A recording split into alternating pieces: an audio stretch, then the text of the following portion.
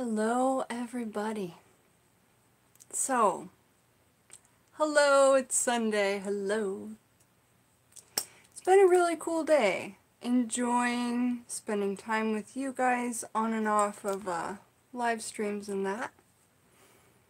Hey, Wild Witch. Hi, Charlie. Nice to see you guys. I'm going to wait for a couple more people to come on, and then we're going to start talking a little bit about a couple of topics before we dive into the hoodoo.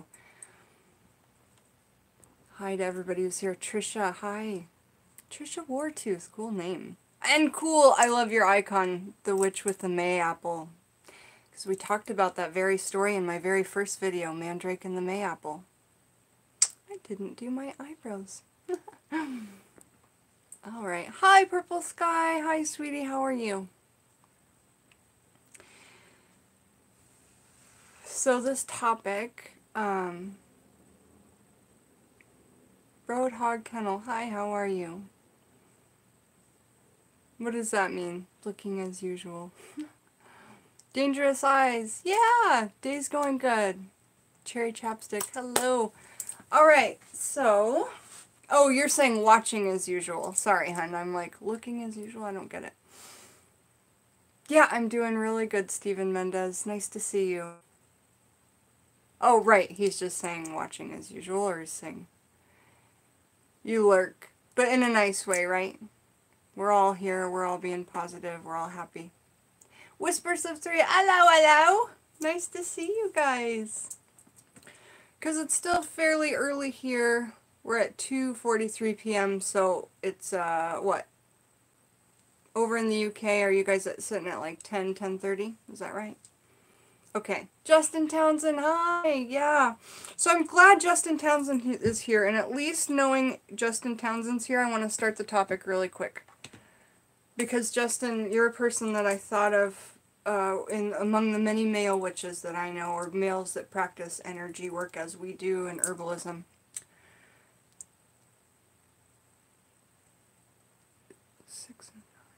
Okay, now, last Sunday on a live stream, and I do not call out other channels, okay? I'm not going to do that. I'm not going to throw anyone under the bus. But a topic came up that someone was talking about, and I firmly disagree with it, and I want to get other opinions, especially from my friends. And Mario's here, and he is a male too, so it's important I get opinions from males on this, and females at the same time, before we talk hoodoo, because I got all my books out. I got my glasses, I'm here to sit and chat, but please let me touch on this topic. And it's in regards to empathy, and whether or not, here's the phrase that was said. I'm sorry to let you guys know this, but males cannot be empaths. It's an only female trait, and I strongly disagree with that. Please let me know your feelings. I disagree with it so much, but not in a mad way, because I still like these. I like this channel, I like this person, I like everything about it, and we're allowed to have our own opinions, but I firmly disagree with that. And I want to read some bits of this book that may... Okay, so I'm just going to talk. Right. And Wild Witch, I know you as an empath. Justin Townsend, I'm getting to know you more, but I mean, I haven't Skyped with you yet, etc. But I know personally... God, don't start crying. I know personally male empath, so... I was just thrown off my flippin' rocker. And, so anyway, but Justin, have you said anything yet? Just the smileys. Okay. So, living out loud, hey honey, how are ya? Randall is one, and I'm certain, and you know plenty others. Okay, I believe that each of us can be empaths. Okay, so here's the first thing I thought was like, we're supposed to both have, every creature, every part of nature, every... You know, even plants, right? Because plants have masculine or feminine attached to them. We're supposed to all have this balance of it within us, which is really beautiful. And I talk a lot about how I have a very masculine presence, but also a very feminine presence. And they're both different, and I attribute that a little bit to my Gemini zodiac sign, right?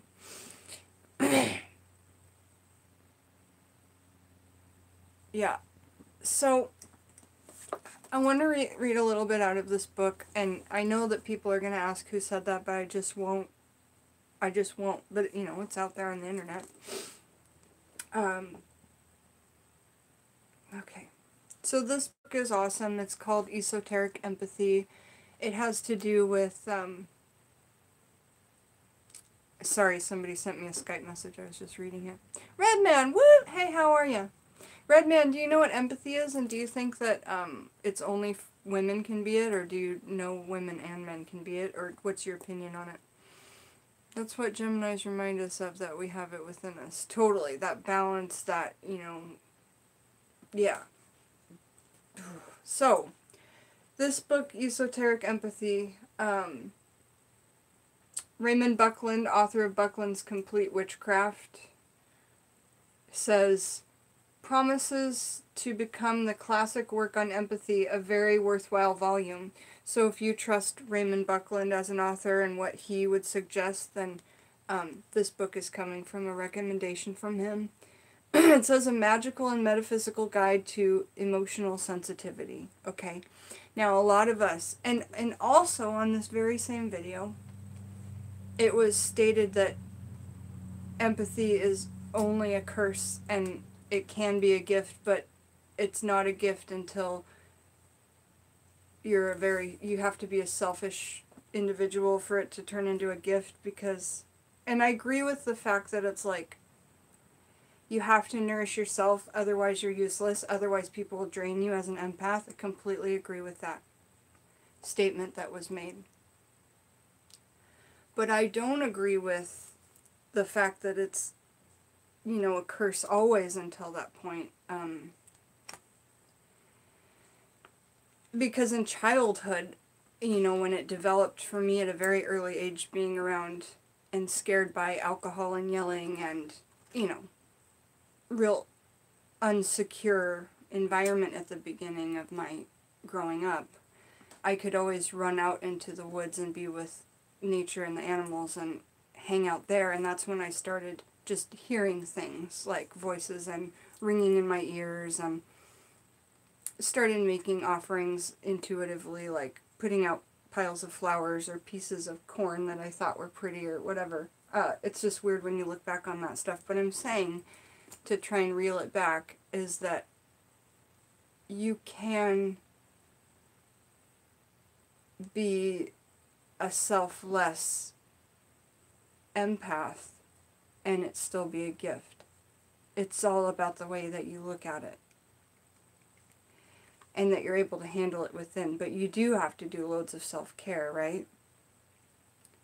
So anyway, I'm still getting through this book, but I looked back in the index and I tried to look up male empaths or masculine. I'm going to read some comments, and I found masculine, so I'm going to read a bit from it that I found of just about this topic.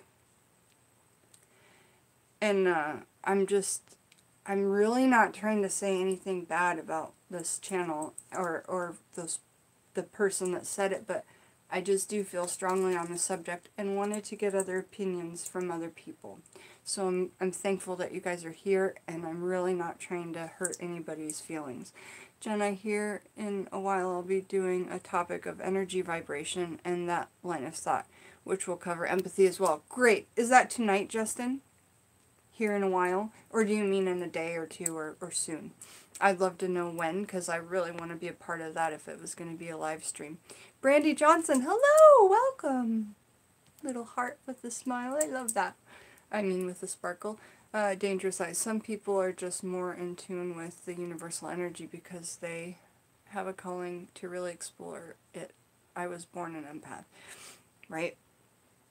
Let me know now it's here.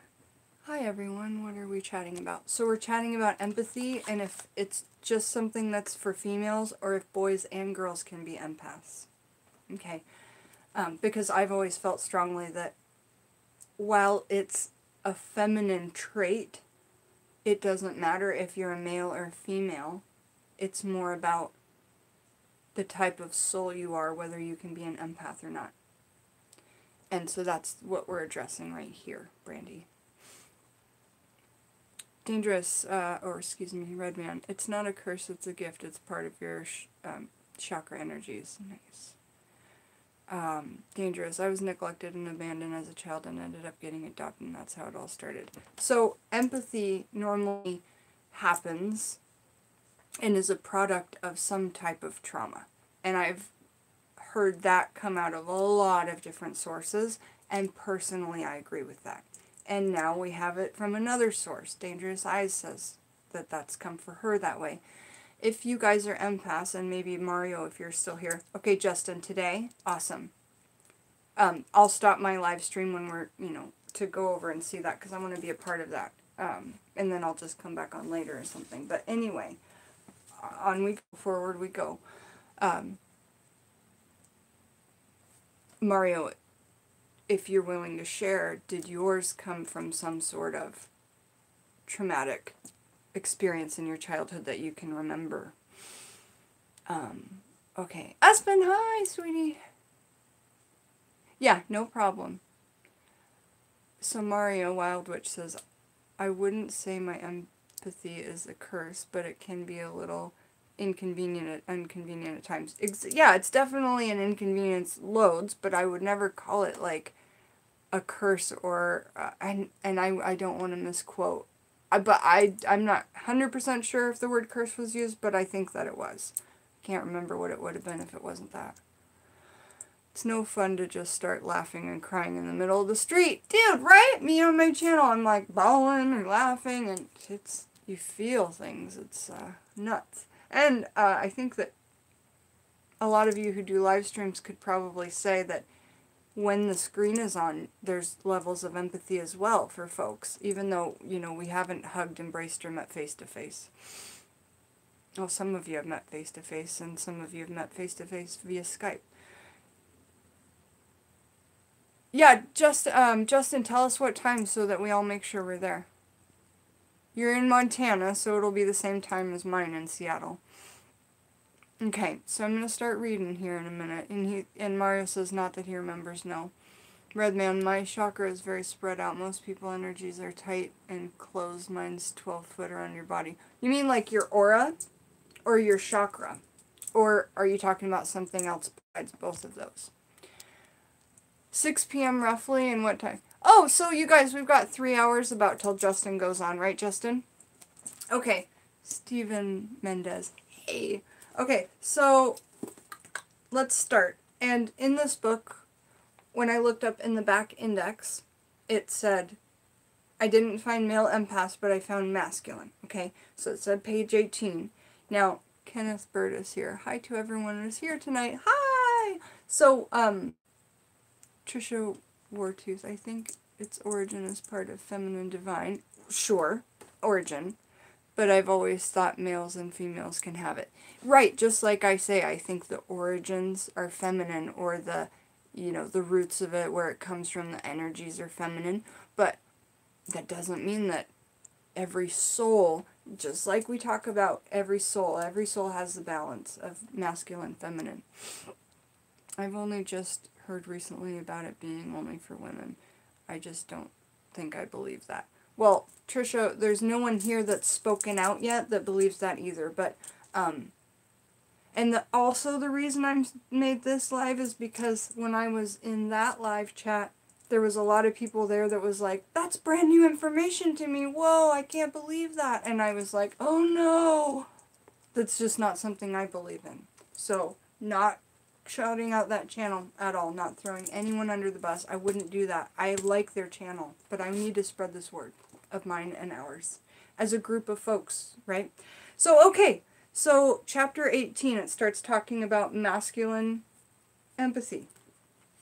And for those of you who are here, can you maybe, that are friends of mine, can you maybe be mods, and if new people pop in, Lilacs and Lightning, hi. Can you tell them that I'm reading, and I'll get back to the questions when I can. Wild Witch says I'm quite feminine, so it may be because of that, but not no. Yeah, but you also have a masculine quality to you, and you are a man. So yes, you're quite feminine, but when you think about it, aren't you just the perfect balance? Like, It makes sense to me that way.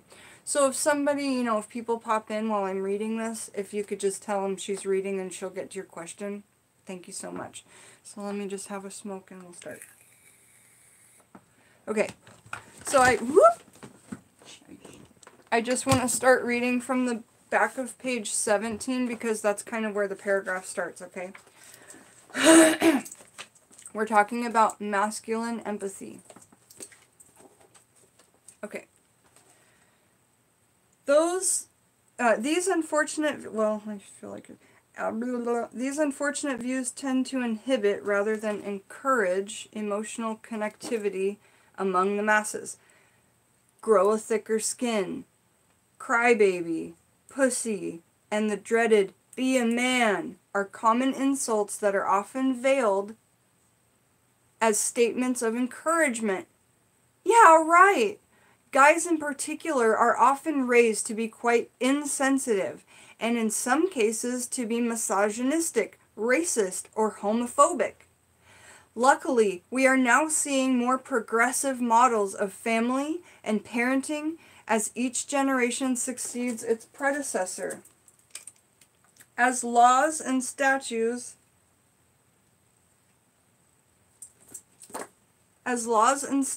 become more inclusive of gender identity, ethnicity, and sexual orientation, prejudice is slowly but surely losing its grip on the minds of individuals in America and numerous other countries. Empathy is becoming a more valued component of human functioning. But let's not forget, it's always been a hidden thing. Maybe in medieval times, men couldn't show their empathy, but when they were laying in bed with a woman and saying their truths in the moment, it was just hidden. It's not like it didn't exist even then. And I just a thought that came up. Many non-American cultures actually encourage boys and young men to get in touch with their emotions and even become themselves, believe it or not. Some cultures see the masculine hero archetype as someone who is in touch with his emotions and not afraid to cry. In this sense, self-awareness is viewed as a strength and a marker of manhood. Although we gentlemen seem to have an easier time representing our empathy when feeling threatened or upset, the antiquated view of masculinity as unemotional is merely a cultural construct, not a biological reality. That's not a biological reality. It is a social construct, and that's exactly what I've been trying to say. There's the words. Like, I'm really in love with that phrasage right there.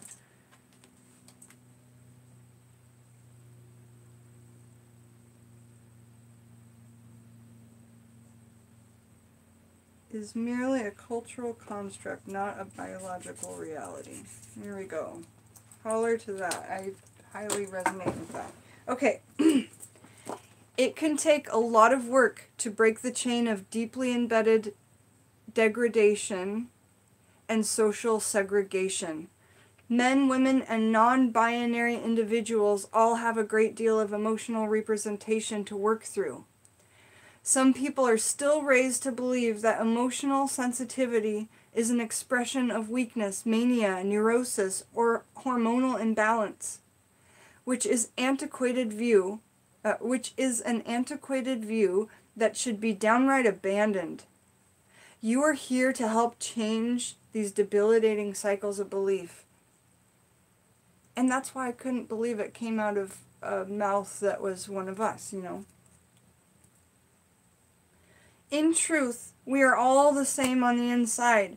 This is a spiritual, like our soul, you know. This is a spiritual reality that the empathetic experience reaffirms. When it comes to devise viewpoints and worldviews, genuine empathy is an experience that can temper any alienating us versus them mentality. Empathy gracefully bridges perspectives and encourages a very real understanding of unity. We can observe differences in cultural practices and perspectives not only across global societies, but across groups of people in our own city, town, village, state, or country. Mario's in a village, aren't you? The world is a richly brilliant place consisting of innumerable perspectives, opinions, traditions, and practices.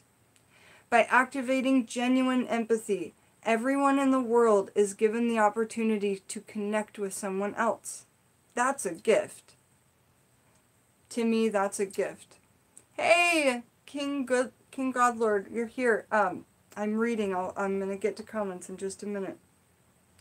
That to me sounds like a gift. By activating genuine empathy, everyone in the world is given the opportunity to connect with everyone else. When trying to grasp the perspective of those who are different from themselves, such as a member of unfamiliar cultures or philosophies, we discover that those working in fields such as psychology and cultural anthropology are utilizing empathy in order to gain more accurate perspectives. When studying the diversity of the world in which we live, it's not enough to rely on outdated notions of examination. By approaching a foreign person or group with a mentality that presumes the superiority of the observer, an emotional and cognitive divide is created between self and other, thereby making the person's studies ultimately incomplete. Sure, an observer can observe other cultures, but without the component of authentic humility and also perhaps an innocent curiosity, the empathetic experience remains firmly out of reach, and so does accurate data by extension. By eliminating egotism during the cross-cultural or cross-personal studies, we invoke a dimension of emotional and spiritual openness. By humbly engaging with the mind and emotions of the other, we can actively transcend our subjective experience and enter a whole new world of being. Now that's research. If there's one thing I've learned from my friends, my family members, and former professors with careers in psychology and anthropology, it's that empathy is not only a boon, but also a necessity within these important fields of study aimed at documenting the world. And it goes on. But I think that what we were trying to say got across there, that let's reflect, because I really want to hear kind of what you guys had to say out of that reading.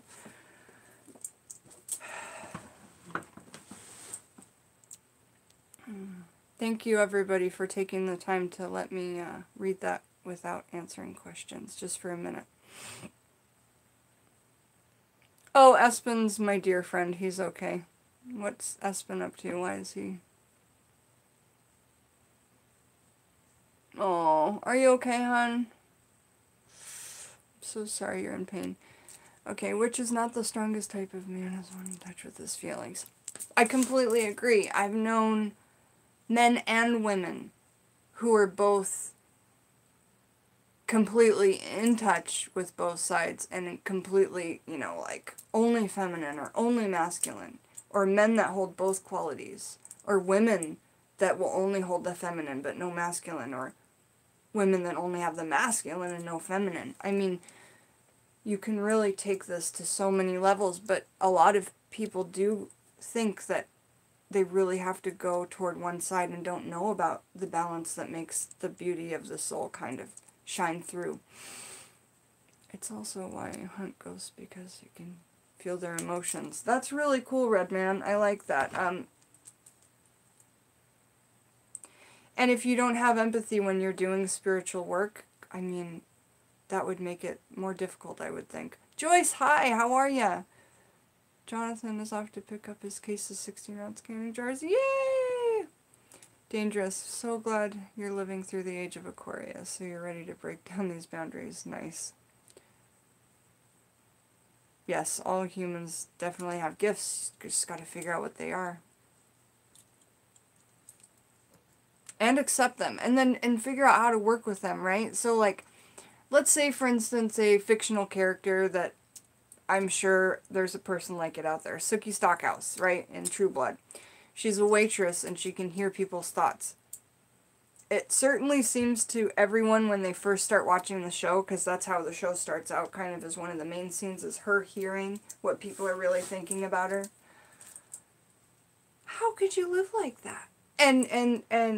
But she finds a group of people that around them, you know, it just turns off, or they only think kind things about her, or whatever. She finds a way to turn her gift into beauty, and I know that she's a fictional character, but, you know, I also know that there's people like her out there, not necessarily that are listening right now, but in general, with these amazingly magical qualities that we could only dream of. Okay. Yeah, hi Danny.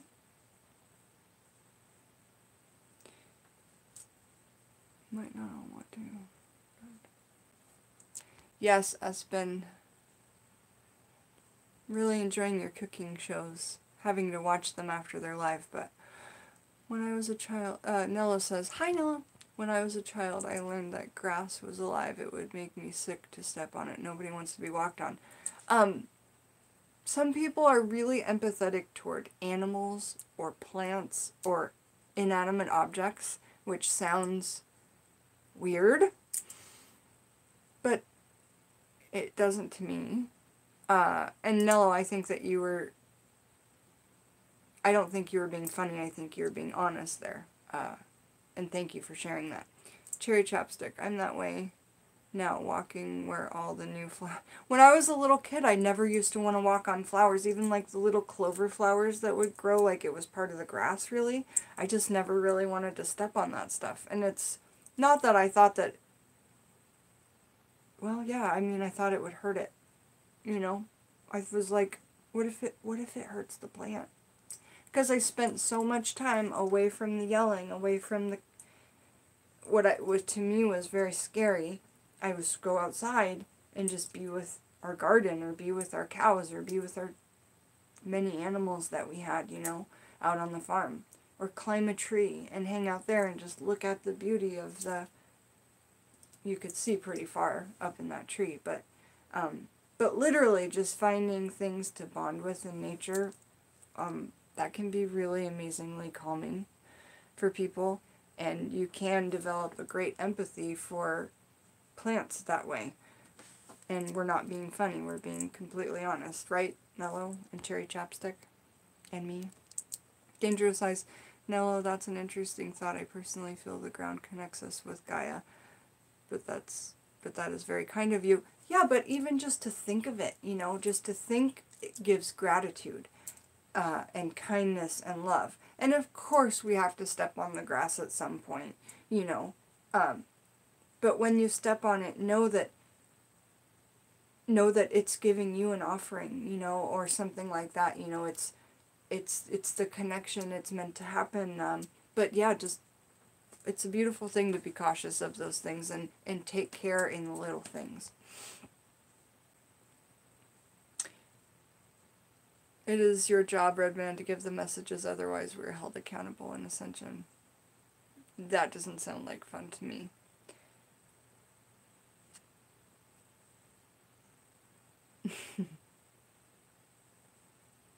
Oh, yeah, Nello, completely. I agree with you, Dangerous. Our empathy is worth embracing, even if it's difficult. Because when we are little children, we have so many more of these clairs right in our face and easily accessible. But we learn as we grow, and through children's movies, that that's just make-believe.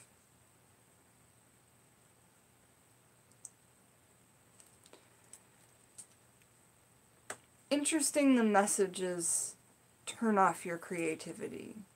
Join the real world. Be an adult. males are males and females are females, or whatever you were taught growing up.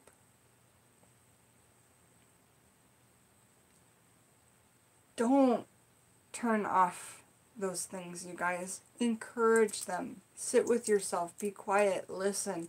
Have your children, teach them to start meditating and just listening and being quiet and calm. It's a really, really beautiful thing. Brandy Johnson, what you read was amazing, and I have to agree with this. I work with a male that is an empath as well. Okay, thank you guys. And for me, I trust my feelings either way. Even if every single one of you were to be like, no, Jen, I disagree. No, Jen, I disagree. I would take all of your opinions in, but I would still trust my heart and go, no, I've known male empaths, you know. Or empaths that had male anatomy. I mean, what does it matter? The soul is the soul. And for those of us who believe in reincarnation, you know, why wouldn't you believe? You believe you're only reincarnated as the same gender every time? That's silly. Because life's all about, and reincarnation in general is all about experience, right? Until you finally become awakened or ready to go on to nirvana. I don't know a ton about the reincarnation stuff because it's not something I've studied deeply. But I do know enough about it to say I think it would be silly to say you'd only reincarnate as one gender.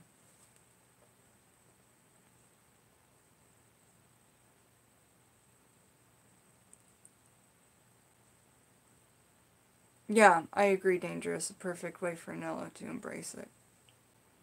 We should all embrace our gifts, yeah. Because if you block them out, they'll leave, just like when we're little kids, like I was talking about. Red man, you better figure out that situation. Tangerine Layla's here, woo! Kristen, hi, how are ya? I love your picture of just your eye. Brandy Johnson, I've always saved injured animals because I felt so bad for them. That's my husband Alex. Before I met him, he just, like his mom said, as a kid he would bring home birds with broken wings, anything and everything to be saved, and she's finally is like, Alex, but they would still take him in. He's like the animal empath in my opinion. He cannot, and that's probably why we have so many. But at some point you have to say, like, no more cats, you know, and we've said that. Okay, living out loud, see you soon. I'm behind on the chat, I apologize. Trissa Wartooth. As a child, I thought I'd hear flowers scream. You probably did when you stepped on them or picked them. I was so sure I was hurting them for ages. You just couldn't. In my opinion, you're just very, very clairaudient as a child. You know what I'm saying? And you had a deep connection with flowers.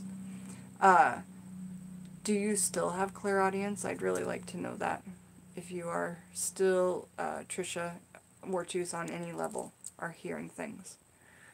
Or even, well, ringing in the ears and buzzing and stuff is more clairsentient, but do you ever hear voices? Or when you were a little kid, did you hear things whispering your name? Or little kids laughing? Or sometimes I still hear little kids laughing and there's nobody around. Oh, I'm sorry, Tangerine. Lagging phones are the worst. Tar Apple, hi! You feel more for animals than people. A lot of people are like that. A lot of people are like that. So, I did promise Hoodoo books, so, and that's, you know, what the title is mainly about. Stormy Night, hi, how are ya? Really glad that you're here, and really glad everybody's here. So, overall, it seems that everybody has spoken out so far, except for possibly the new people who have popped in. After we read through this book and talked a lot about the topic with each other of whether males cannot be empaths because they have male anatomy attached to their body. Okay, Joyce. See you soon. Yeah, you guys. Hop in and out as you wish. That's all good. It's all fine. Who wants to talk about hoodoo. Read some hoodoo books. If somebody wants to pick a book, we can pick a chapter and all that. Talk some hoodoo if you want. Or if you have a question, we can try and look it up in one of the books. Any topic questions. Cherry Chopstick says, me, me, me. Wild Witch says, me, me, me. Okay, cool. So let's pick a book. We're not picking out of this book because I read this whole entire book, chapter by chapter on my channel. And we're not reading out of this book, but they're out because we could answer questions possibly out of them. I've read every chapter by chapter on my channel of this book, and we learned loads. And then we've started these ones. And I myself on a road trip read this one cover to cover, but I don't think I've read it on my channel. And then we have two new ones. This one's got a great index, sticks, stones, roots, and bones. And then this one's all about poppets. So let me read some comments and see what y'all are saying. Who do you do what? Remind me of the babe. Still hear people talking all the time, and when you're in nature alone, you can still hear whispers, but you think you've blocked a lot out. Well, perhaps ask your spirit guides out loud. And a good way to call them, or a good way that I call them, is I take Florida water and I put it on my hands and I rub it around and I clap 3 times. And then that's just when I just kind of pat it over my body as a protection from the bad and negative. And then I ask my spirit guides, and I say my gratitudes, you know. Spirit guides, thank you for today. Thank you for yesterday. Thank you for the day before. Thank you for keeping me safe, happy, and healthy every day, as well as my family, my friends, all of my loved ones, everyone who's attached to me in any way. Spirit guides, I have to ask you to protect me for this day. And at that point, you can ask for anything you want because you've given the gratitudes, you know. You've said it out loud. You've encouraged it. You've put a white light, protected yourself. We all have a different way of doing things. We all have a different way of doing things. And whatever you make your practice, however you set up your rituals, is your personal thing. And it doesn't have to be laid out in a book. And it doesn't have to be same exact thing as someone else. In fact, it shouldn't be. You should be adding your own tweak to it at least. If not changing, taking encouragement from it and then changing it up. Erica's here! Hi! The Beasties book is awesome. I've been going through it, and I actually, because on my Patreon, if the people that join it I help them figure out their core beastie and their spirit animal, and we also have, like, for instance, Mandy was seeing a skunk all the time, and it both in her dreams and popping up in pictures and blah blah blah, and we figured out what that meant. It was a warning. So yeah, that Beasties book is fantastic. A great reference and a great tool for the Patreon. Love, light, and energy. Andre Pitts, hey! Yeah, we're talking empaths, and we're going to read from some hoodoo books and all that kind of thing. Alright, so happy St. Patrick's Day. Absolutely. Happy St. Patrick's Day to everybody. I don't have any good St. Patrick's Day stories. Tangerine Layla asked me that, but I don't have any good ones. Let's open up this book, and gratitude and kindness are always a good choice. Totally. From the Dark Pool. Hey, you figured it out! Hey, Jen. Hey, everybody. This is my first time joining a YouTube Live. I'm glad to be here with you all. I saw your Skype message because it came down in my bar, but I couldn't answer you because I was on live. I'm super glad you figured it out. You're here. Hello. So, I think what we'll do is we'll read the chapters out of this book and then pick one to kind of talk about and go over. How does that sound?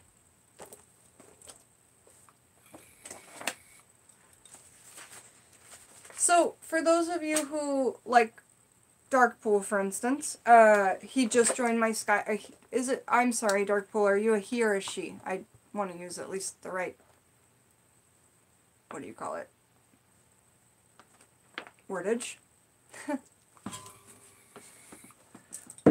So, for those of you who want to get warnings aside from the YouTube bell that sometimes doesn't ring, I guess, I send out Skype messages usually before I go live. Bye, Tangerine! Love ya! Okay, so let's read the table of contents in here and figure out what chapters we have to read from. Choices and chapters and that. Okay. So we've got Fixin' to Work Roots. Your name's Rhiannon? Okay, thank you. I will try and remember that. So we've got Chapter 1, Fixin' to Work Roots. Chapter 2, It's in the Bag. Okay, Espen. We've got Chapter 3, The Broom and Hoodoo.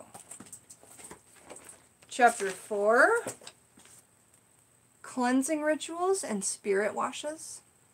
And we're in Sticks, Stones, Roots, and Bones by Stephanie Rose Bird. Cool name. We've got Harvesting the Gifts of Fire. That sounds fun. Chapter 6, The Elements of War. Chapter 7, Keeping the Peace. Chapter 8, Prosperity.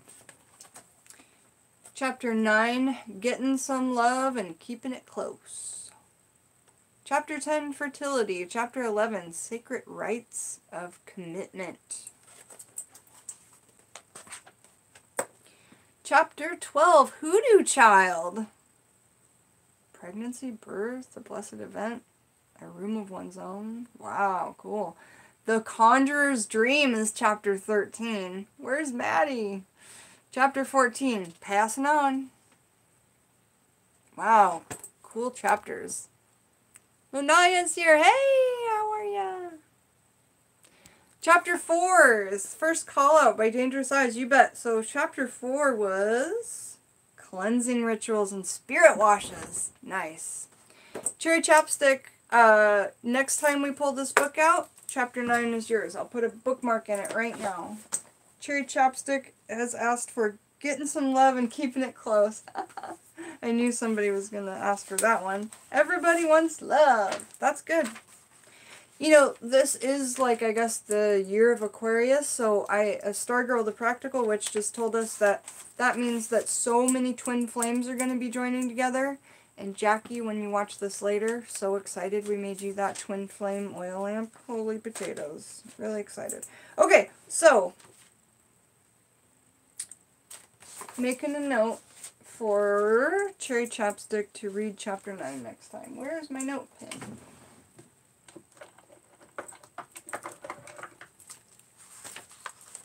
Chapter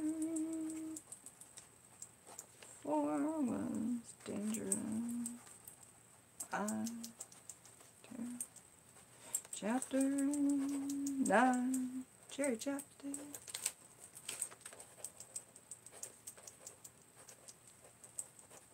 Alright.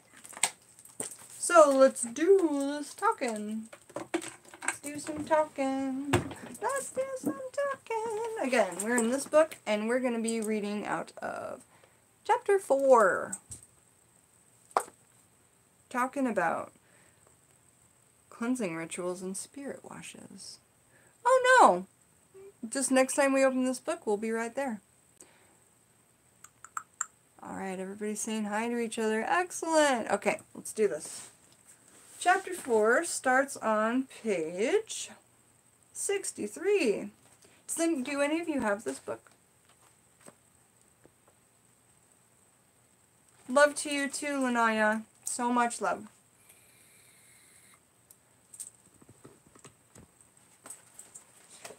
Okay. Page 63.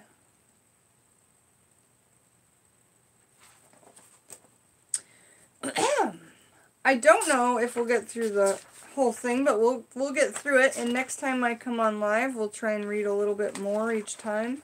But it looks to be, yeah, pretty long. We'll get through it though, you guys.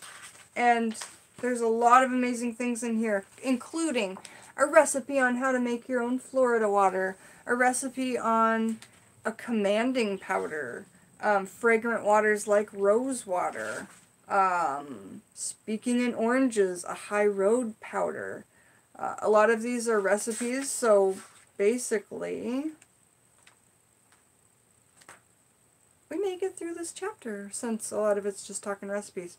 Alright, cleansing rituals and spirit washes. Let me take a drink of something hydrating.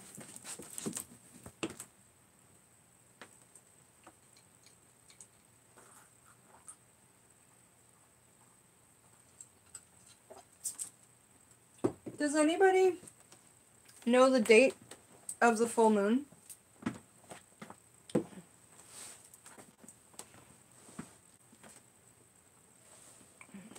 Bye, Aspen Love. Alright. In hoodoo, there is a deep awareness of the... Darn it.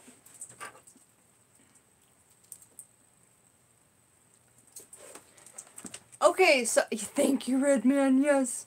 20th, you believe? Okay, good. So only a couple days, because Gertrude's been open for a while. 21st. Thanks, Trisha. Okay, so for those of you who are here, Donatello, hi! Watching this as you cook your for your husband. Nice. That's so nice and loving thing to do. Oh, you said bye to Wild Bush. Okay. Bye, Mario.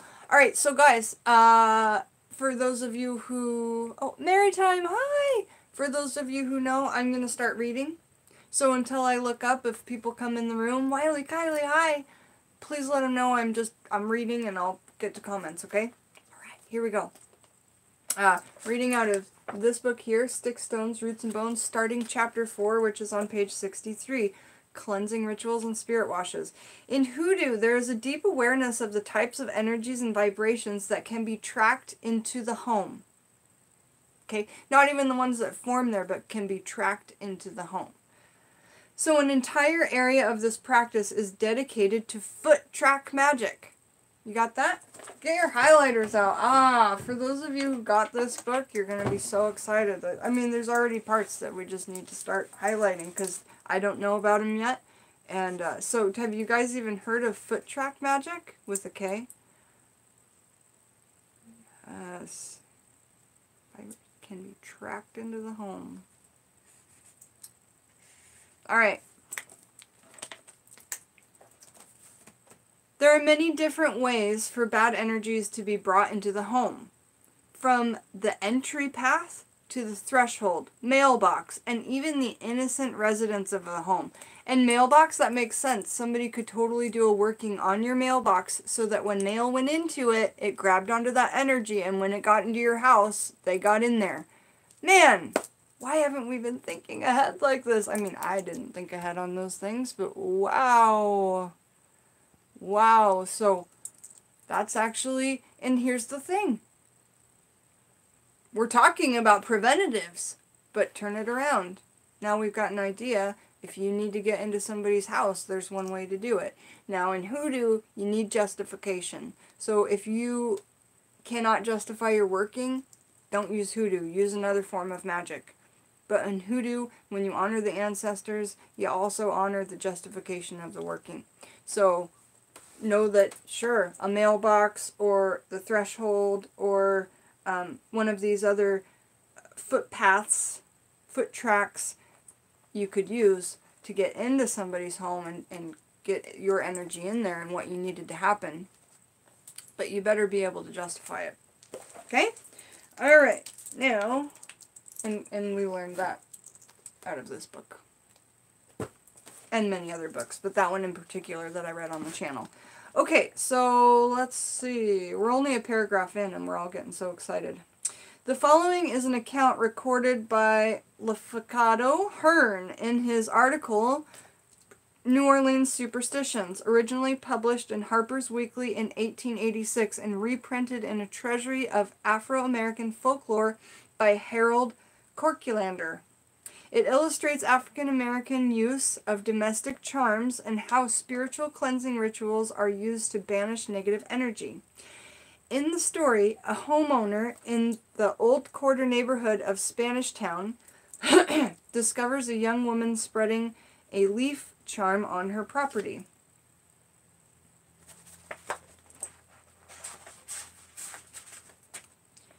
Just as she had dropped the last leaf, the irate French woman rushed out with a broom and a handful of salt and began to sweep away the leaves, after having flung salt both upon them, the leaves, and upon the little... And, excuse me, I can't even say that out loud. I refuse to say that word. And upon the small African-American child. I don't know why that is even printed in there. For those of you who are following along, you'll know. The latter actually screamed with fright and cried, "Oh, ow!"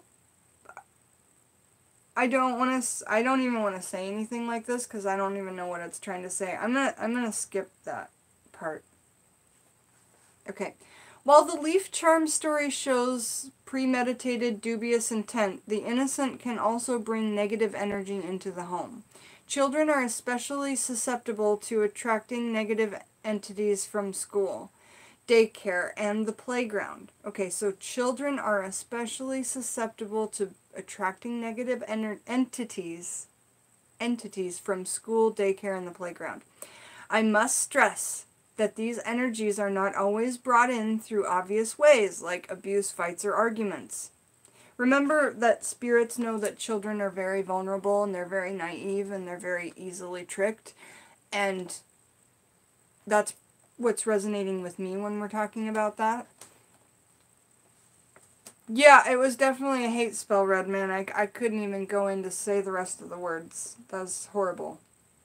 However, we get the point. We get the point. So, yes, children are especially susceptible to attracting negative entities from school, daycare, and the playground. Okay. So sources may entail close contact or sympathetic feeling toward a teacher or student who has such entities or vibrations lurking around his or her home. Varied energies abound the workplace of yourself and your spouse, particularly if the work is done in multiple residences, such as home renovation. Okay, so for professions like plumbers, electricians, pizza delivery men, anywhere that you are, vacuum salesmen, anywhere that you have to go to somebody's house to do the job, or go to multiple places or businesses to do the job, you're susceptible to entities. And now let's find out exactly what they mean in here. And also in the back of the book, I believe there's a glossary. If there is, let's just try and define what the word entity means for those people who are here that are like, what? So glossary, right in the back of the book, lovely. Let's go to entity and see exactly what we're talking about.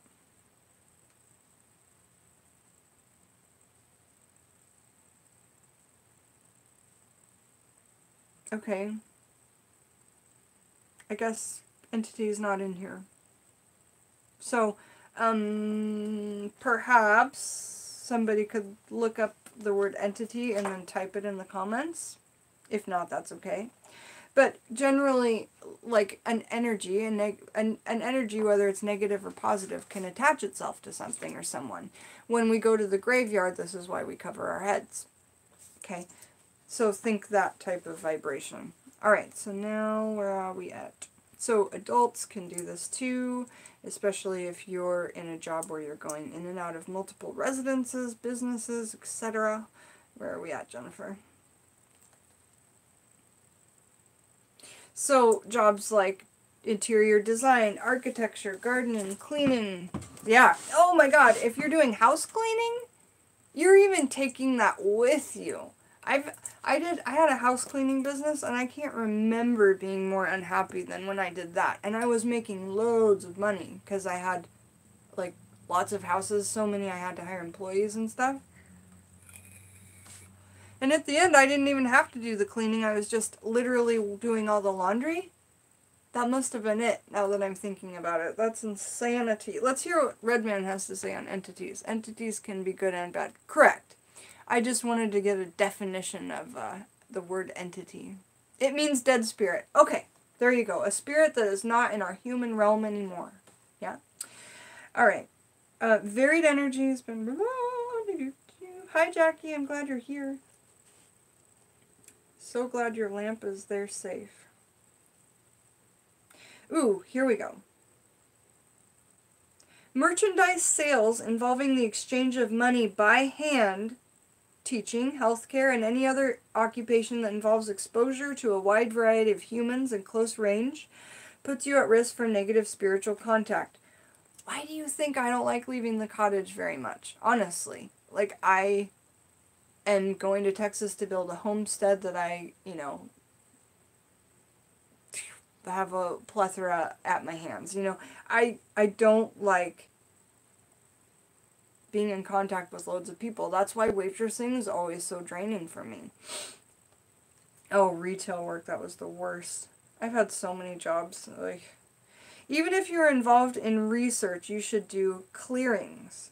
Since books and papers are such great collectors of energy for those who handle them, that's probably why I use Florida water before I touch my books. I did it because I just wanted them, they're my magical tools, my books, I refer to them as magical tools, and I always say put Florida water on your hands before you use your magical tools. It's hilarious, not really, but it's, I think weird things are hilarious, that now I find out, oh, paper holds entities and negative energies. Well, there you go. That's why I was putting Florida water on my hands. Plus, it's nice to respect them as our magical tools, right? Kiss your things, guys. They'll love you back. Alright, in other occupations that seem solitary, you will inevitably encounter negative energies on public transportation or other forms of travel while socializing and so on, which attach themselves to you and are tracked into your home.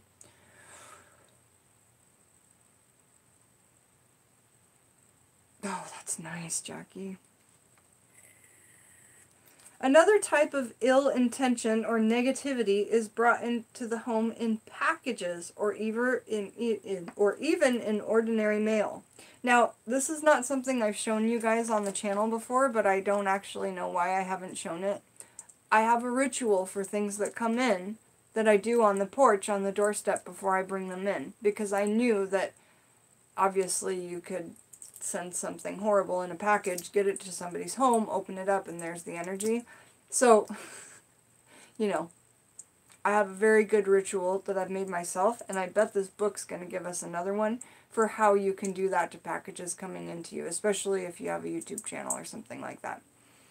Do I make my own Florida water? No, but I'm anxious to do it. The only reason I don't is because it's very expensive to do it with pure essential oils, 100% essential oils, and I just haven't had the big chunk of cash to make a big batch of it. Once I start doing it, though, if I can get it to smell nice, I'll sell it. If not, right now I sell Florida water on my Etsy page for those of you who are interested in getting it. But it smells like your grandma's perfume. Like it works so good. It works so good. But it doesn't smell the greatest. I'm just used to it now. Like I'm just used to it. Another type of ill intention or negativity is brought into the home in packages or even ordinary mail. I'm not talking about letter bombs or chain mail, which are obviously hideous and harmful, but mail sent by someone harboring jealousy or ill will toward you and your family. You can totally send the evil eye through package or a mail. Absolutely. Absolutely. But mail sent by someone harboring jealousy or ill will toward you or your family. Another type of bad vibe is spread by people who send packages or mail from discordant, hateful, or negative environments. And that's another one that I'm really wary of and I have a ritual for. You know, just because it has a return address on it doesn't mean that that's who it's coming from. I've, you know, been tricked before and it won't happen again.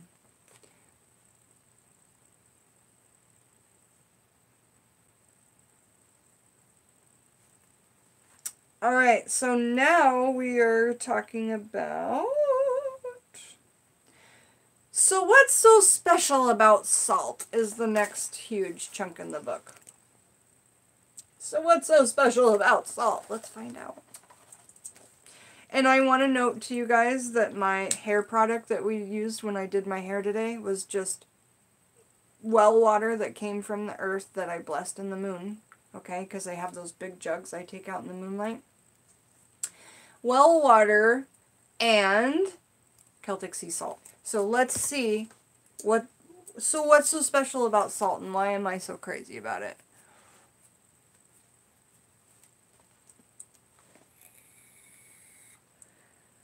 Alright, let's find out. All life comes from the sea. As humans, we begin our lives as fetuses submerged in amniotic fluid, a lightly saline solution. According to John, I can't pronounce his middle name or his last, author of After God is Debia, salt is the solidified tears of God.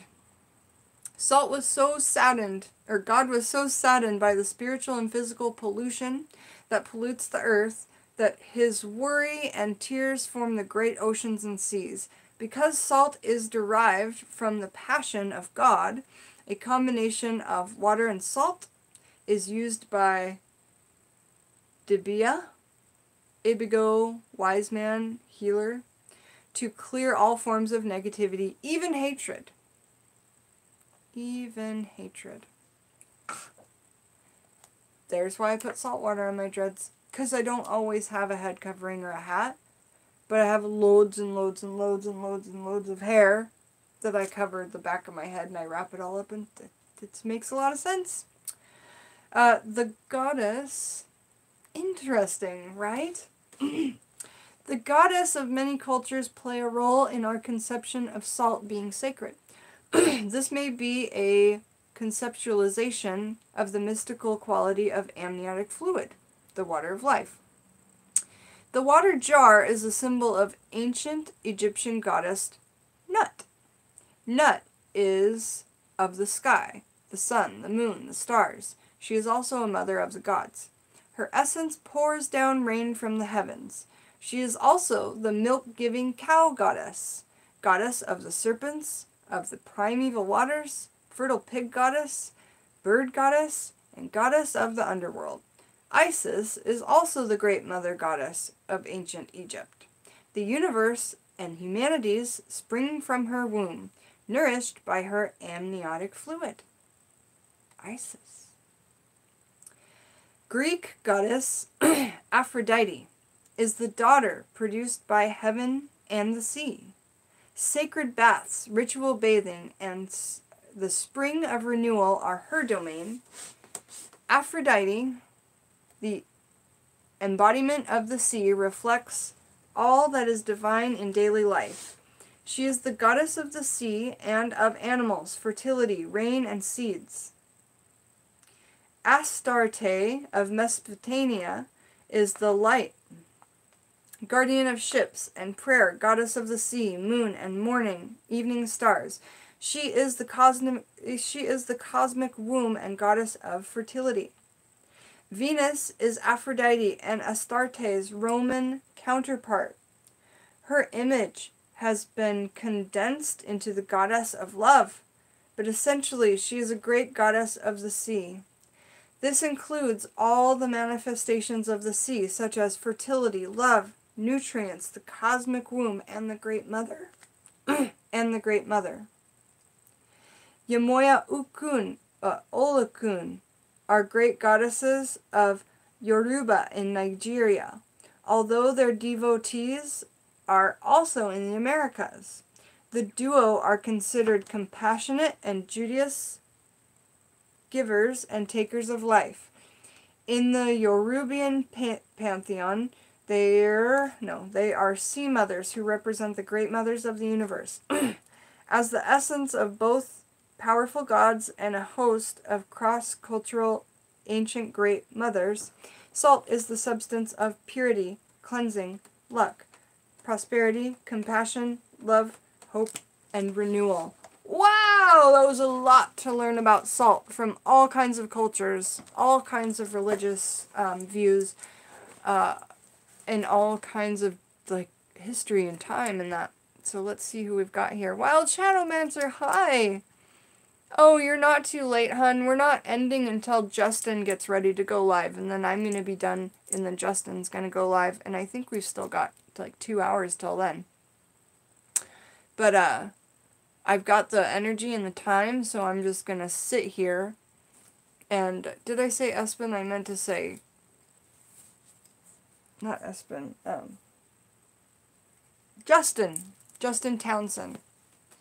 And I don't think Justin will stay the whole time, but he's going live in about 2 hours, yeah.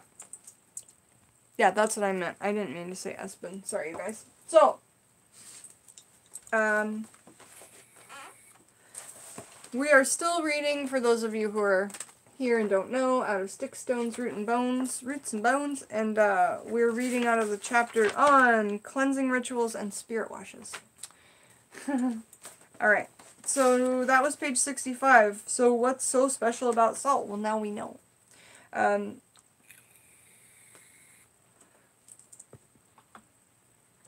So it says, shopping and trying on shoes or clothing is another way to come into contact with the spirits of others. This makes sense. So listen, you guys. Know this. I worked at Goodwill. They do not wash the clothing before they put it on the racks. Generally, people wash it before they donate it, but that doesn't matter energetically. No, it doesn't. So, if you can avoid trying things on at the thrift store, or before you go into the thrift store, just Florida water the crap out of yourself, so that these negative energies don't hang on and stick to you, you know.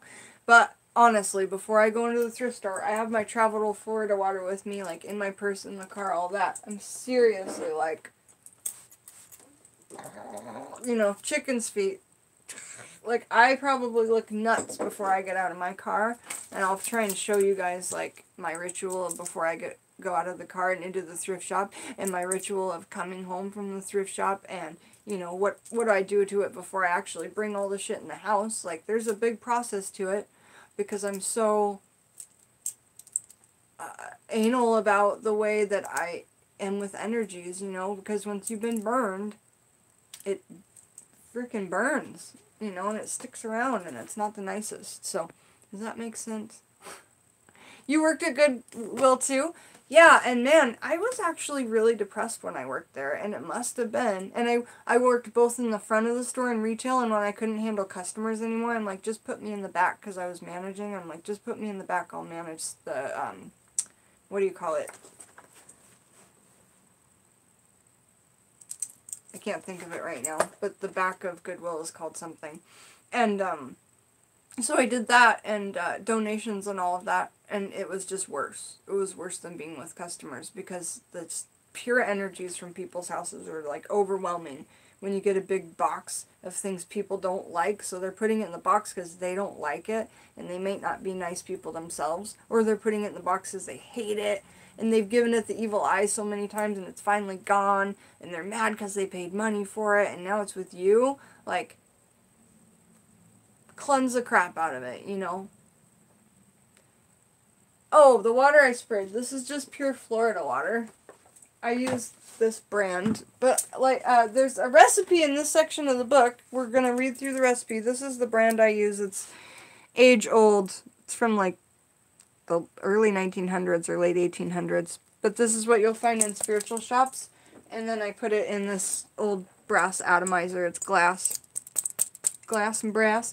And on the bottom it's cool because it has this vintage mark on it that says Lucky.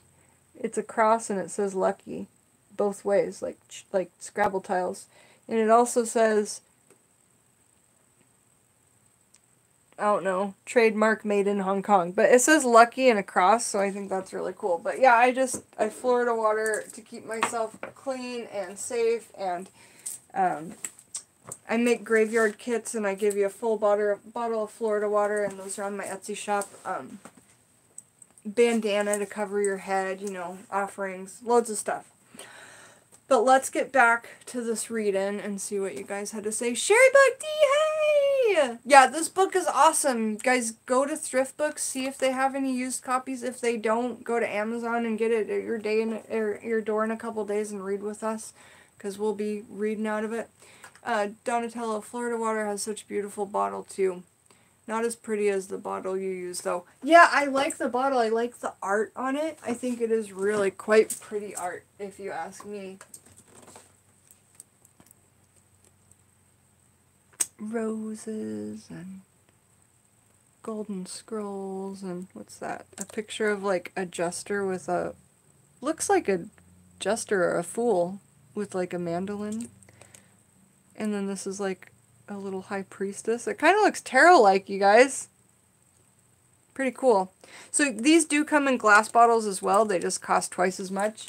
And when I got my grandma's 1,700 different perfume bottles, look, there was a teeny tiny glass bottle of Florida water with a cork and everything. I couldn't believe it. This is like one of my most special bottles I have. The Florida water she had. And I mean, she wasn't a witch or anything, but we all are if we want to be. Nina's here! What's up, lady? How are ya?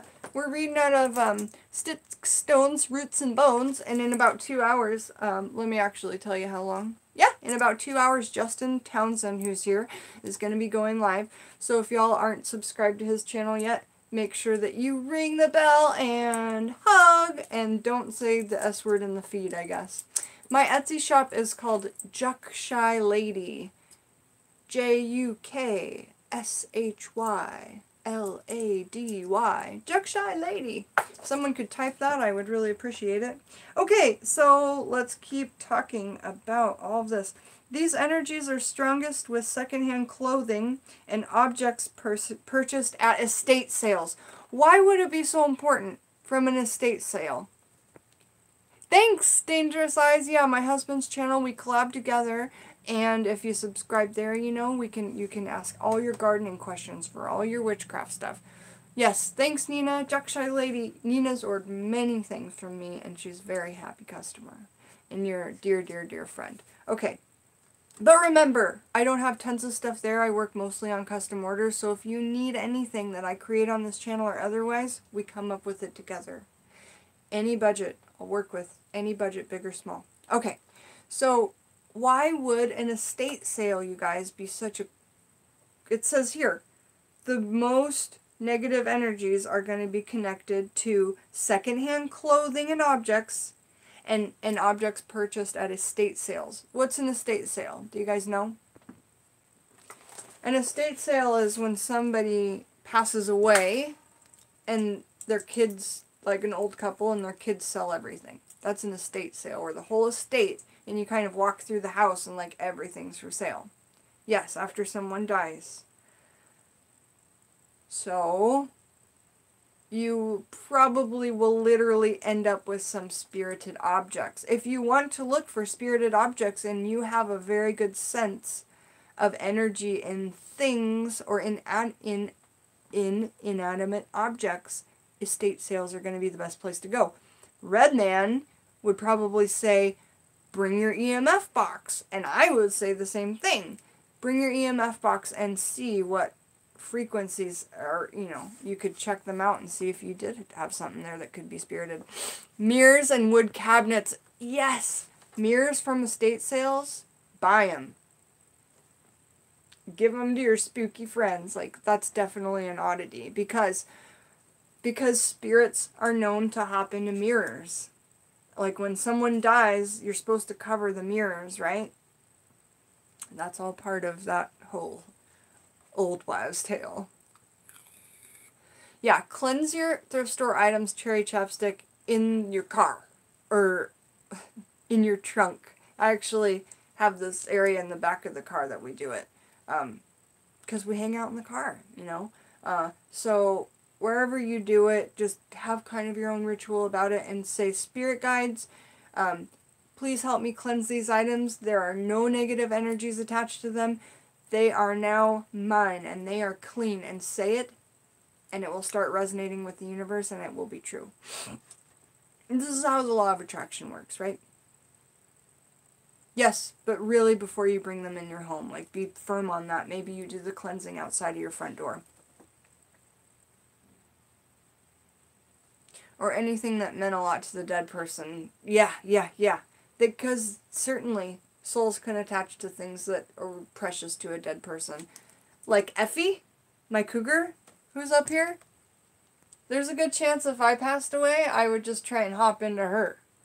And I'm not being silly. I'm being like, because think about it. She's never going to be thrown away. You know, nobody's going to just throw her away. She's an amazing stuffed cougar. Like, my soul could live beautifully in that object. And I'm just projecting a little bit of nonsense here, but at the same time, it could be. So, things that are precious to people certainly have really energies attached to them. Yeah. All right. So let's read a little bit more. Thirsters make you dizzy. You probably are really sensitive to energy, Cherry Chapstick. That's what it sounds like to me. Okay. Whether you are self-employed, a homemaker, or work outside the home, living in contemporary homes require you to do ritualistic cleaning to rid your home of the vibrations that breed clutter, depression, anger, or despair. How many of us don't want to do squat when our house is a mess? Like, it literally drags down the energy to where you're like, fudge it. Like, I'm just gonna, like, do nothing because, Stormy Night, that's really cool. I'd like to hear more about that. If you have a channel, you should do a video on that. So,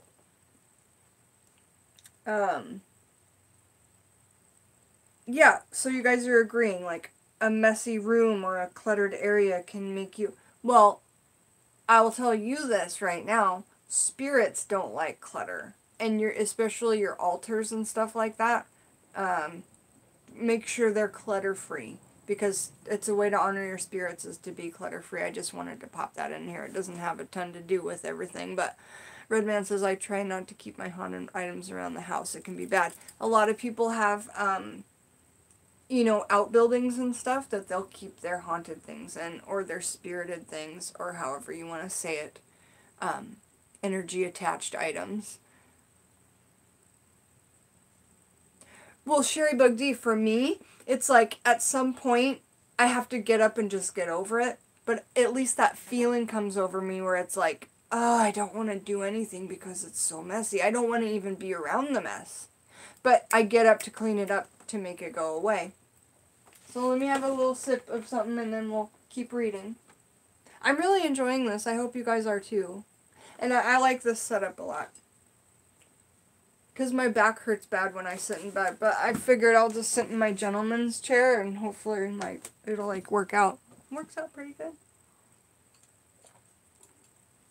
When we get to the new house, wherever that's going to be. I wish at this point in my life I had bought this item. Oh, God. Because the energies would have been so cool for witchcraft. Okay. In this secondhand shop that was down the road from us, there were these so amazing high-backed Gothic chairs. The backs of the chairs were 6 feet tall. And they were all carved in wood. And it was red plush velvet, like crushed velvet, plush velvet, whatever you call it. And like this dark, scrolly wood, so Gothic furniture, okay? And 2 chairs, 2 of them. I get closer, it says 1895 confessional chairs from a Catholic church in Romania. I did not have $800, but I was like, I need this lady's number, I have to have these chairs. It had nothing to do with the fact they were confessional chairs, that just made them more interesting to me because of energies that could be attached. But in witchcraft, how cool would that be for you to sit in the priest's chair and for me to have the camera and the tripod in the confessional chair and have those energies flowing about? But they were just so beautiful. And the reason I didn't find the $800 at the time is because one of my cats was having an issue with their bladder. And I'm like, no, because my cat would just pee on it and then that would be it and it would be ruined. But, you guys, I wish so badly that I had purchased those chairs. I just wanted to throw that out there, that, like, the energy of something that you sit in can certainly take over you, or I would love to just see, even like in an EMF, what happened with that. Thank you. Are you gonna... Wait. Thank you. I'm gonna watch Jenna. I'm taking a nap, but I'm watching. Okay, hon, you'll just listen to me in your dreams. I'll be in your ear.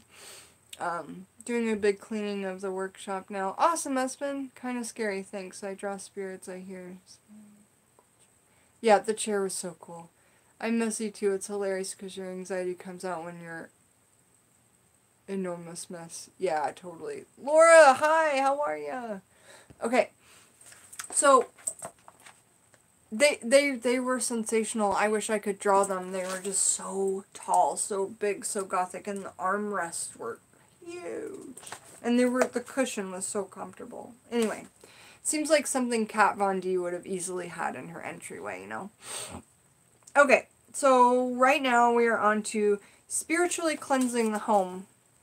We're down to this section here, and we're on page 66 of Sticks, Stones, Roots, and Bones. Spiritually cleansing the home. The following are suggestions for cleaning your house spiritually. They are given as an extensive ritual, but you can pick and choose from what is of interest and what is needed.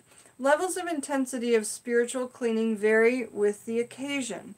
An argument that has been resolved already only requires light cleansing. Whereas moving into a new place or a new home that has been burglarized, violated, oh, that's a big one too, I always forget about, cursed, or visited by unpleasant parties, requiring extensive cleaning. Okay, cleansing. When a house has been... somebody doesn't have to die in a house for it to be haunted with bad energies. To be haunted, perhaps. I'm not sure. But I don't agree on that either. I think that spirits can follow people from house to house. And stay with a person and attach to a person. So,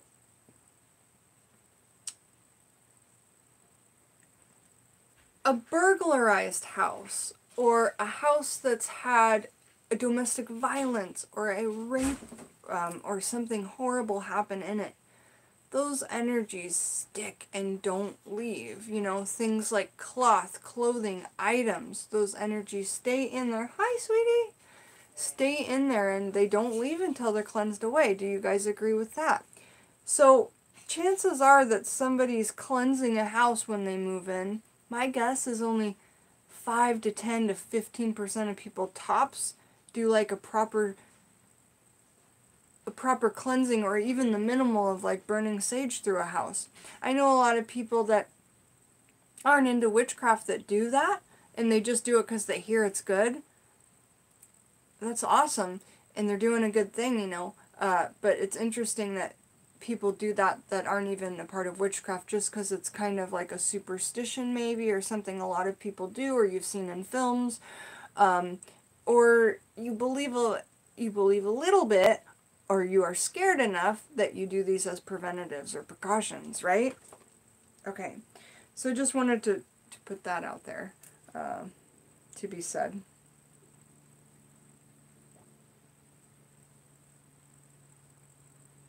Okay. An argument that has been resolved already only requires light cleansing. So, if an argument takes place in the home and is resolved, it will just need some light cleansing. But if it's, you know, again and again and again, some domestic violence or, you know, heaven forbid, rape or something, that would be terrible, terrible. But these things stay, so do your cleansing. And we're going to find out how to do that. When moving from a home or changing your office or studio, it's a good idea to take all your spiritual energy, as well as your hair and nail clippings and anything off of you that's been left behind, with you by performing a deep cleaning before your departure. Let's find out why to do that, because that's interesting. Sherry Bug. And just because someone dies in a house doesn't mean it's haunted. No, absolutely not. Nope. You know, that person's vibration is probably still there. and could be for a while, but no, it's not like that soul is stuck there just because someone died there. It's not Murder House, or it's not Hotel, right? It's not American Horror Story. Hey Alex, do you need help with anything? Okay. Okay y'all, I'm just taking a short break. I gotta help my husband in with some things, so talk amongst yourself and I'll be back. Okay? Be right back.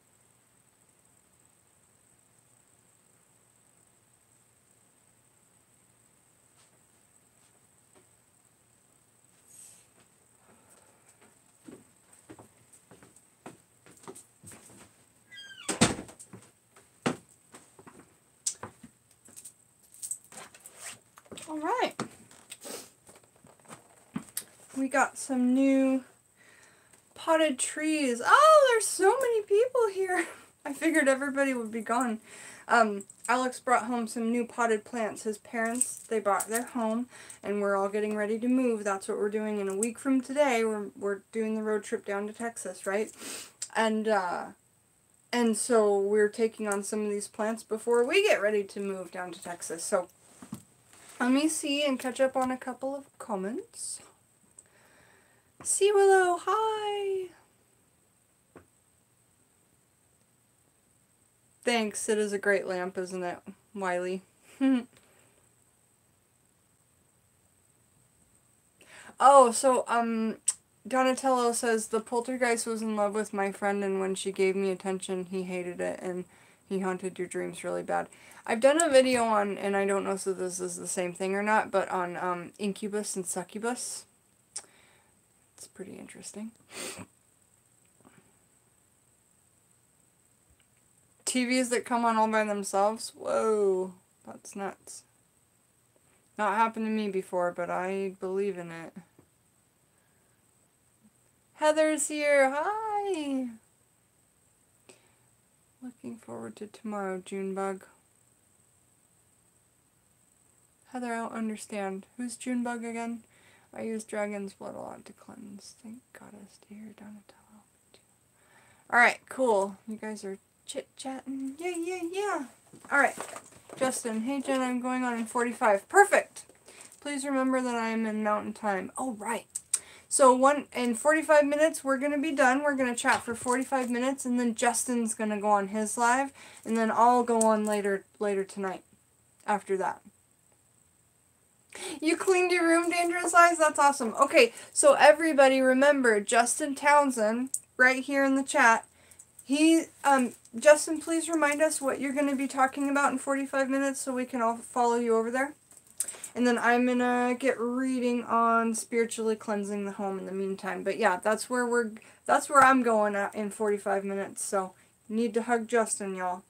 The following are suggestions for cleaning your house spiritually. They are given an excessive ritual, but you can pick the one that is in interest of what you need. Levels of intensity in spiritual cleansing vary with the association. You know, whether it was an argument, or burglarized, or violated, or cursed, or raped, or whatever the terrible situation is. Remember when you move out of places to take all of your nail clippings and hair with you. That's important, you guys. You don't want to leave your DNA behind somewhere because you never know who could get their hands on it. Don't leave your DNA leaving around. If you have people that come visit you, don't leave your brushes out where your hair is exposed, because that's how I collect hair for brushes for people that I mean, I'm just being honest. Most of the time it's for positive workings. I'll go to my brother's house and pull the hair so I can make a poppet for him, or something like that, you know. But that doesn't mean there aren't people out there using it for negative, okay? So be careful of what you do with those things. Your nail clippings, your hair, your tissues that have tears. I mean, think, you guys, what all are the things that we can use, you know? Okay, so house cleaning ritual. If possible, begin on the waning moon. Let's talk about waning and waxing. Waxing is when it's getting bigger. Waning is getting smaller. How do I remember that? We wax our car to put more layers on. And our mechanic's name is Wayne, and Wayne takes off the wax. Waxing and waning. So, if you can, if possible, and it will be strongest if you begin on the waning moon for light jobs, or the full moon for serious work. So, there you go. That's when to start these. Dangerous is... I'm so naive. I know people do this, but I want to think the best of people. Well, wax on, wane off. Oh my god, Sea Willow, that's better than mine, but that's awesome. You want to think the best, but you want to prepare for the worst. Dangerous, because even good people will do things like that. So, what book is this? We're reading Sticks, Stones, Roots, and Bones. We're in chapter 4. We're on page 66. So, if this is if you really need this working to be serious and it's a serious working, start on the full moon, and for light workings, if possible, begin on the waning moon. Okay? Step 1. And we're almost to a full moon, so yay. Step 1, salt. To start, blend together 1 cup of coarse sea salt, 1 cup of fine sea salt, and 1/4 cup of dead sea salt.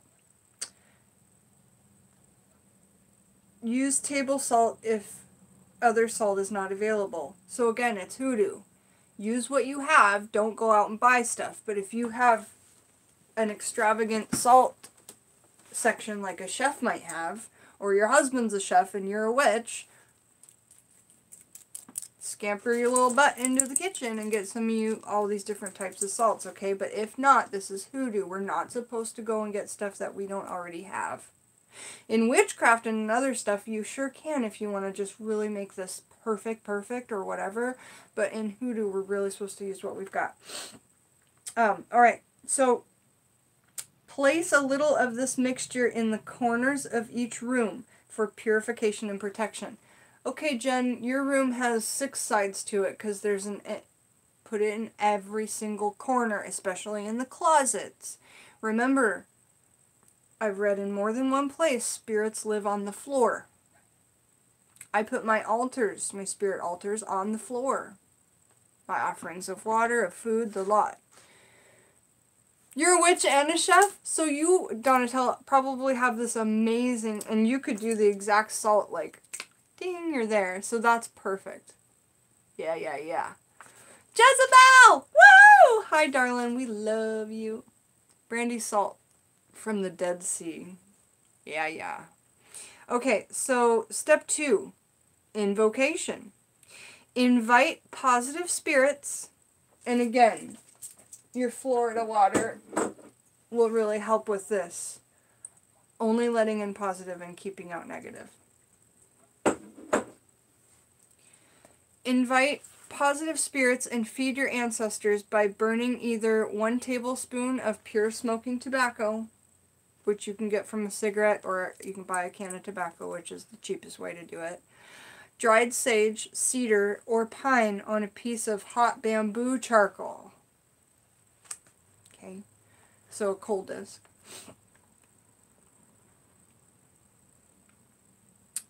I use all 4 successfully. Which you use depends on what the spirits desire and what is available.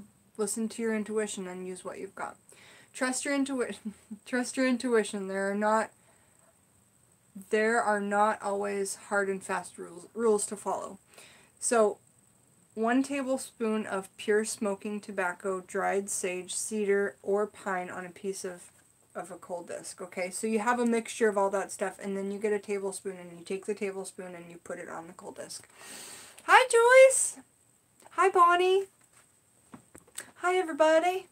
We're reading out of Sticks, Stones, Root, and Bones, and we're on a countdown. We have got about 38 minutes until Justin Townsend goes live, and I will be handing off to him, and then when he's done, I may or may not go back on. Right after that or not, depends on who's going live. I like to use this like bowling, this live stream, and this group of friends that we have. But, you know, sometimes we do have to go on at the same time as our friends. But for the most part, we all like to stay together and hang out. And I do try to like to bow out so other people can have more viewers on theirs as well. We can all stay together. Okay, so step 3, smudging. Controversy on this word, whether you should or should not be using it. Well, hoodoo is directly connected to Native American magic shamanism. Why? Because they were both persecuted parties in the America at that time. So the Native Americans and the ancestors of hoodoo sure did learn a lot from each other. And I mean from each other. The hoodoo practitioners learned it from the Native Americans on what was around them, what was going on, but mostly they used their own intuition before they found the Native Americans and started to, for lack of a better word, collaborate together or join up their magics. Okay, so but the term smudging is generally only used for Native American workings, okay? And otherwise it's called cleansing or, you know, cleansing with sage.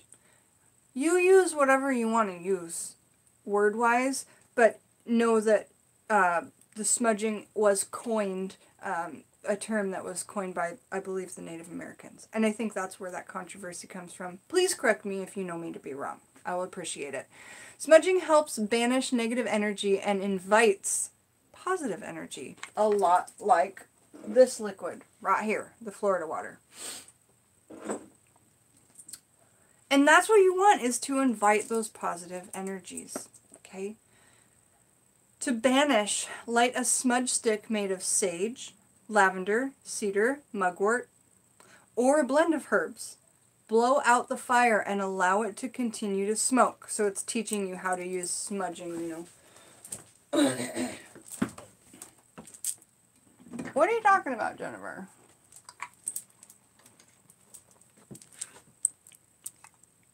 Here's some white sage.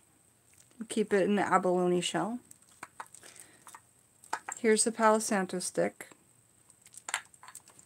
Now, generally, smudging you do like with a feather, okay? So you're not doing this or waving it, you're doing this. Or you make a fan out, this is one of my white peacock's feathers.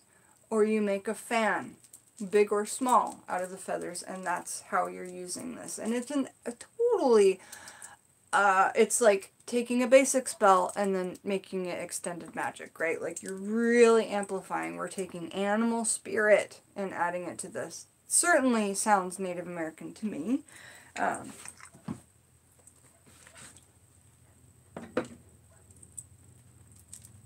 But yeah, very, they're good friends, as far as my research says, and as far as a lot of these books I have say, Native American and the ancestors of hoodoos.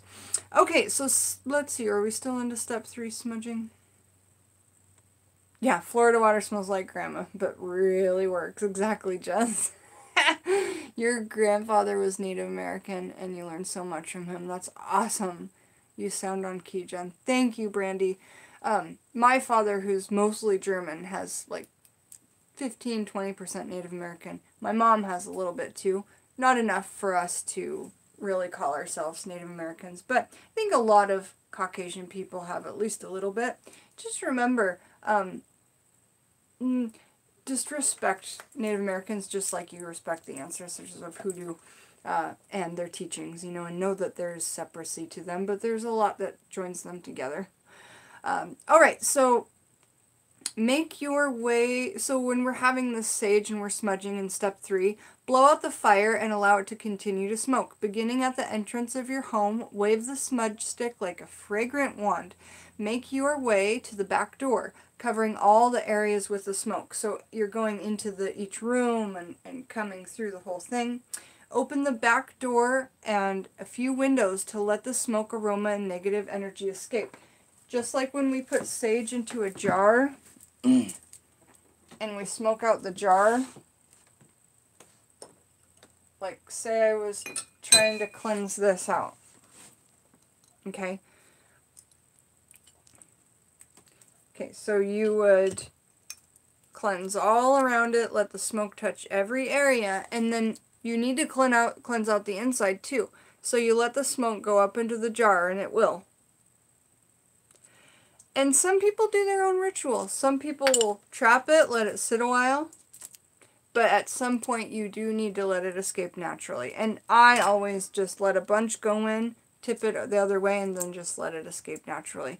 But even these parts, just remember, it's an object, and you need to cleanse every side of it, every part of it, you know. Let the smoke touch as much of it as you can. So, but just like with the bottle and letting it come out on its own, just like with the house, you open the doors and windows and let the smoke come out on its own. Don't try and wave it out. It has a job to do. In my opinion, you know, these are my opinions, and they work for me, and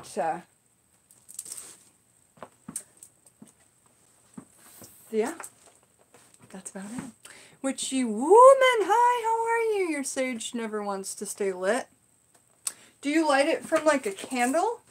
Because if you light it with your like altar candle and get it really nice and charred to where it catches fire a bit, in a safe way, of course, have water around to pour just in case. You get it real in that fire, in that flame, you know what I'm saying? Perhaps that'll help. Okay, so let's talk about the rest of step 3. So, open the back door and a few windows to let the smoky aroma and negative energy escape. To invoke, repeat the same process, but in reverse and using a sweetgrass braid. Interesting. You'll never buy from what company again? That's not good. Brandy Johnson, I'm so glad that my opinions touch your soul. Thank you so much for saying that. And for those who they don't, that's okay too. I appreciate all the opinions. Okay, step 4, dusting solutions. Whenever we see dust, what do we think? Like, what comes to mind? Because I want to talk about that before I read this. I've not read this book. I'm reading it with you for the first time. We're in Sticks, Stones, Roots, and Bones. Okay, chapter 4 about cleansing rituals and spirit washes. When I see dust, and I want to know what you guys think of too. Oh, I didn't even think of that totally, Cherry Chapstick. She says dead skin. And once you learn what dust is, you'll probably think, ew, it's a bunch of dead skin particles. But you're so right. Stagnant energy, Jez, good one. And remember, after you cleanse, smoke sage out and invoke with the sweetgrass to get good energies in. Thank you, Joyce. Thank you. Nature arbors a vacuum. So I always think of procrastination. Like, I think, oh my gosh, it's been so long since I've done a really good cleaning or whatever. But also, yeah, dead skin cells. I think of sadness and time and depression. Like, if somebody saw this, they must think I'm depressed because I never clean or something like that. So, hi Bonnie Vlogs. I don't know if I said hi yet. So, on that note, it's good to think of what this stuff reminds us of before we actually read into it, because then we can see like how our intuition is and where we're at and everything. Not every plant needs sunlight to thrive. Jen, light isn't for everyone, but I love bathing in it. That's true, Joyce. Yeah, and you're right, not all plants need light to survive. Not all fish need light to survive. Some of them are at the depths of the ocean, and they have a light on the front of them. You know what I'm saying? Alright, so step 4, dusting solutions. The next step is to remove dust. Begin with the ceiling, and then the corners of the room. Nobody ever thinks about the ceiling, but cobwebs start there, and things, you know, attach to there. And in order to get everything off in the appropriate manner, you don't want to do the ceiling last, because it'll end up on the floor. So start with your ceiling.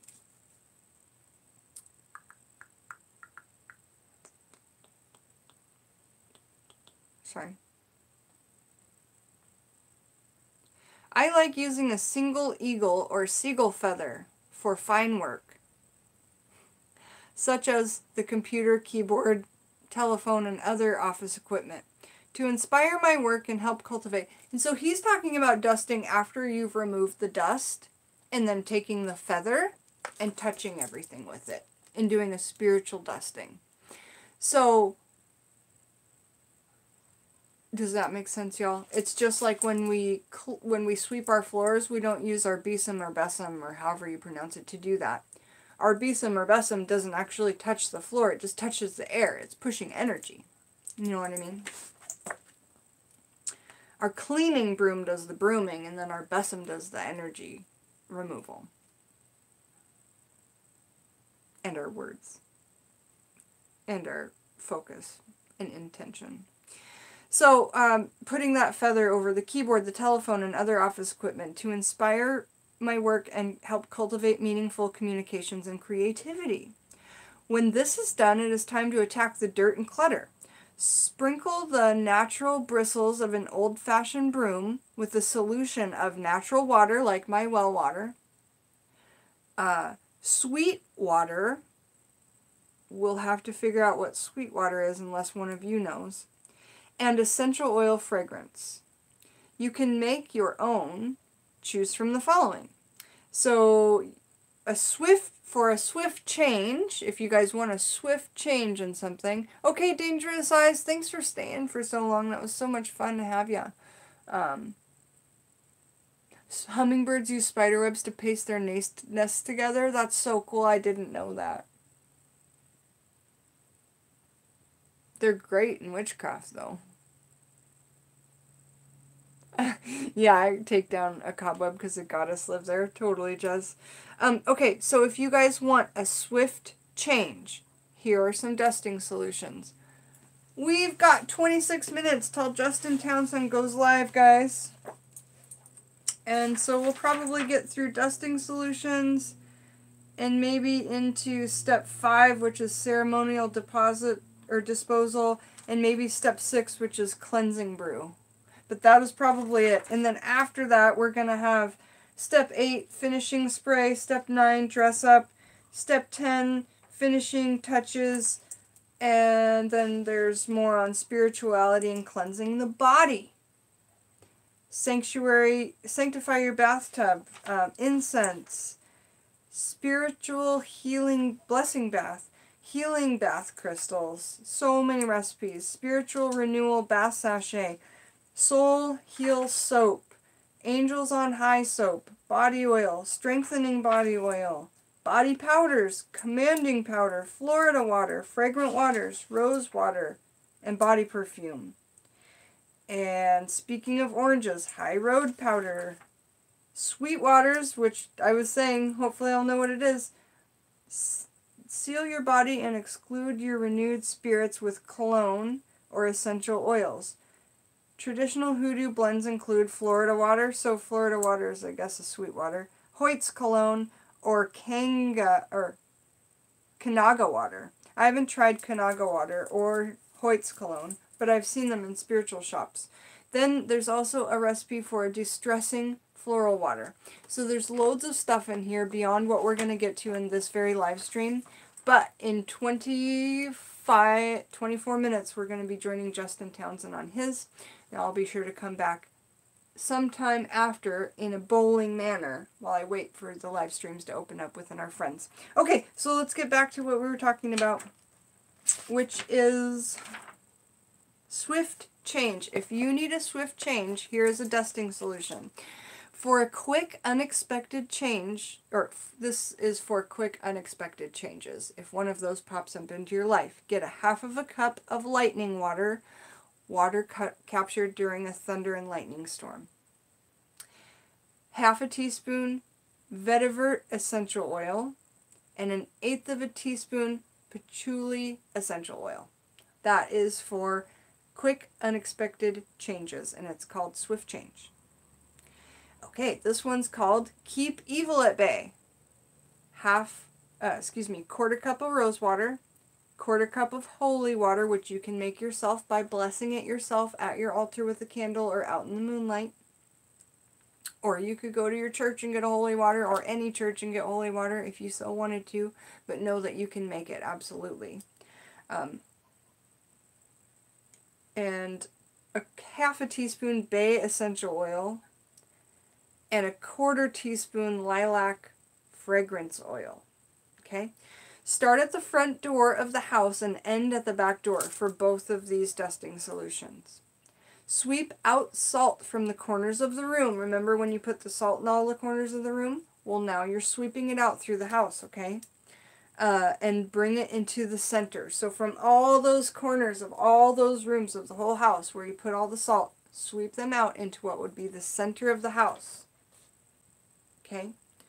Maybe perhaps you have to draw a bird's eye view picture of your house to figure out where the center might be, but just give it your best guess and sweep it all into the center. Move furniture to be sure all the surfaces are clear. That's really important, you guys. Energies sure can hide places. Don't think that energies and entities aren't smart as us or smarter, or that they're not listening. And just like your goddamn cell phone, that is not listening and one step ahead of you. So Move the furniture. Get all of the areas behind picture frames. I'm serious. This is why it's so crucial and important to do this when you leave a place or when you move into a place, rather than how hard would it be for me to do that all over these walls and moving everything and getting under things and all of that. But we need to do it.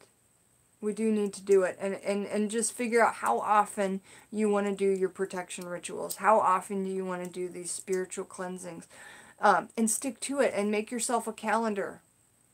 It's only March. Just go get one of those calendars that are half off and a little pocket one that stays in your book, or put it into your cell phone and type in, like, every month I want to do this ritual, and 4 times a year I want to do this one. And I want to do protection sand around my property, monthly. That for me, that's important. My monthly protection sand, very important.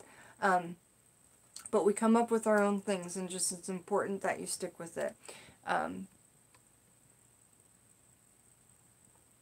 Oh, rose water, there's a recipe for it, but generally you just, I think, from what I've seen on a lot of people doing them on YouTube, well, I buy my rose water because it's like $2 in a glass bottle at the store, and I can find it like in the Indian shops, or sometimes in the Hispanic section you can find rose water. It smells very, very good. I like it a lot. But don't confuse it with rose essential oil. And rose essential oil is like $100 for a teeny tiny bottle for pure essential oil. So yeah. But this book will tell us how to do it. But I believe it's just a really light steam. Like the lightest steam that you can do. As there's an extraction method. But it's really hard to extract rose essential oil. They actually use a process called absolute. And that's why you can't find organic rose essential oil. Absolute is a chemical extraction.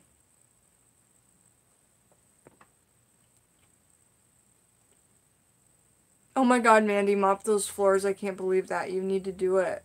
Because that could be what's dragging you down, or a little, because you're a happy person. But I know we've all got things that drag us down. If you haven't mopped your floor in 5 years, and I'm not throwing you out there, there's things I haven't done a proper dusting in 5 years. I just end up wiping one thing or another off as I move or go along. But a proper dusting? Yeah. So there's certain things that we're good at and certain things that we're not, but think about where energies can just hang out and possibly kind of make some goals, Here are my goals. And write them down and have them in front of you.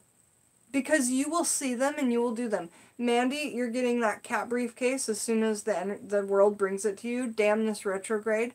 But it'll get there. Make a folder in there, and I gave you a calendar, a cat calendar. Mark on that cat calendar your goals for your spiritual protection, cleansing, love renewal. All your different things you want to do, write down as goals, and you will get them done because you're a productive woman. And you're an educator, so you're inspiring other people. Okay. So let's do step 5, because I think we have time for step 5 before Justin goes live in 18 minutes. Okay, step 5, ceremonial disposal.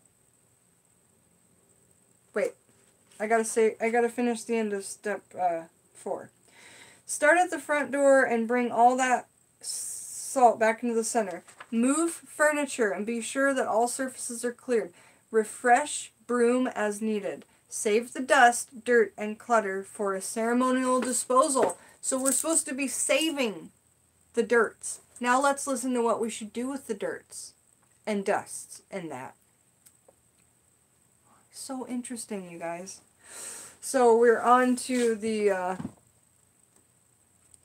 a woman is conjuring on a banana leaf. I like that. I'm going to get big banana leaves. I wish I would have kept that one that Alex gave me. Big banana leaves, apparently that's a good thing to conjure on. I like it.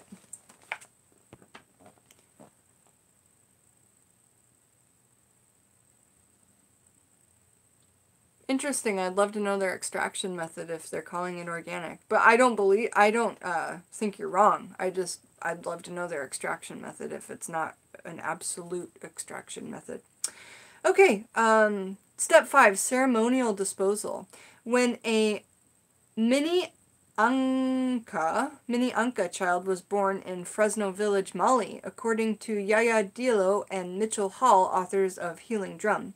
He or she is placed on a banana leaf outside the home until he or she cries. The banana leaf is a special part of the ceremony that demonstrates whether or not someone is alive, human, or a spirit. Banana leaf paper is commonly found at art supply stores and paper stores. It's also found at international markets, in like the frozen section, Asian markets in the frozen section, loads of places in the frozen section. Perhaps international markets, if you've got an outside area where you can buy things, there might be banana leaves there. You know, like Chinatown and stuff like that. Yeah. But it says here, you know, you can find them there. Art supply stores, paper stores. Good to know. I wouldn't have guessed that. To ceremoniously dispose of dirt, wrap it in a banana leaf or banana paper and bury it in your yard. I have banana petals. I do. I have banana petals from a banana flower. And in Hoodoo, we use what we've got, right? So, and Mandy, in your briefcase that I sent you, this is hilarious, because remember I sent you banana petals, because you asked in your video, I don't think bananas have flowers, and I'm like, yes they do, they're edible! This is all happening for a reason. Do you see what I mean? Like us learning this together, and Dangerous Eyes calling out this chapter, and you being here at this very time. It's all happening.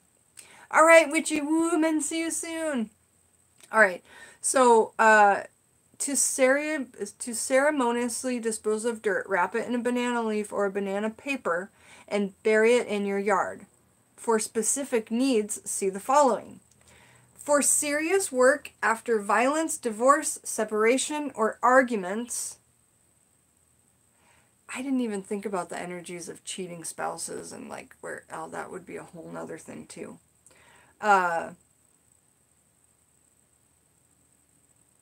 Wrap the dirts and dust in a banana leaf or banana paper, removing any non-degradable object and junk. So take out any plastic bits or any things that came off the floor that are non-degradable.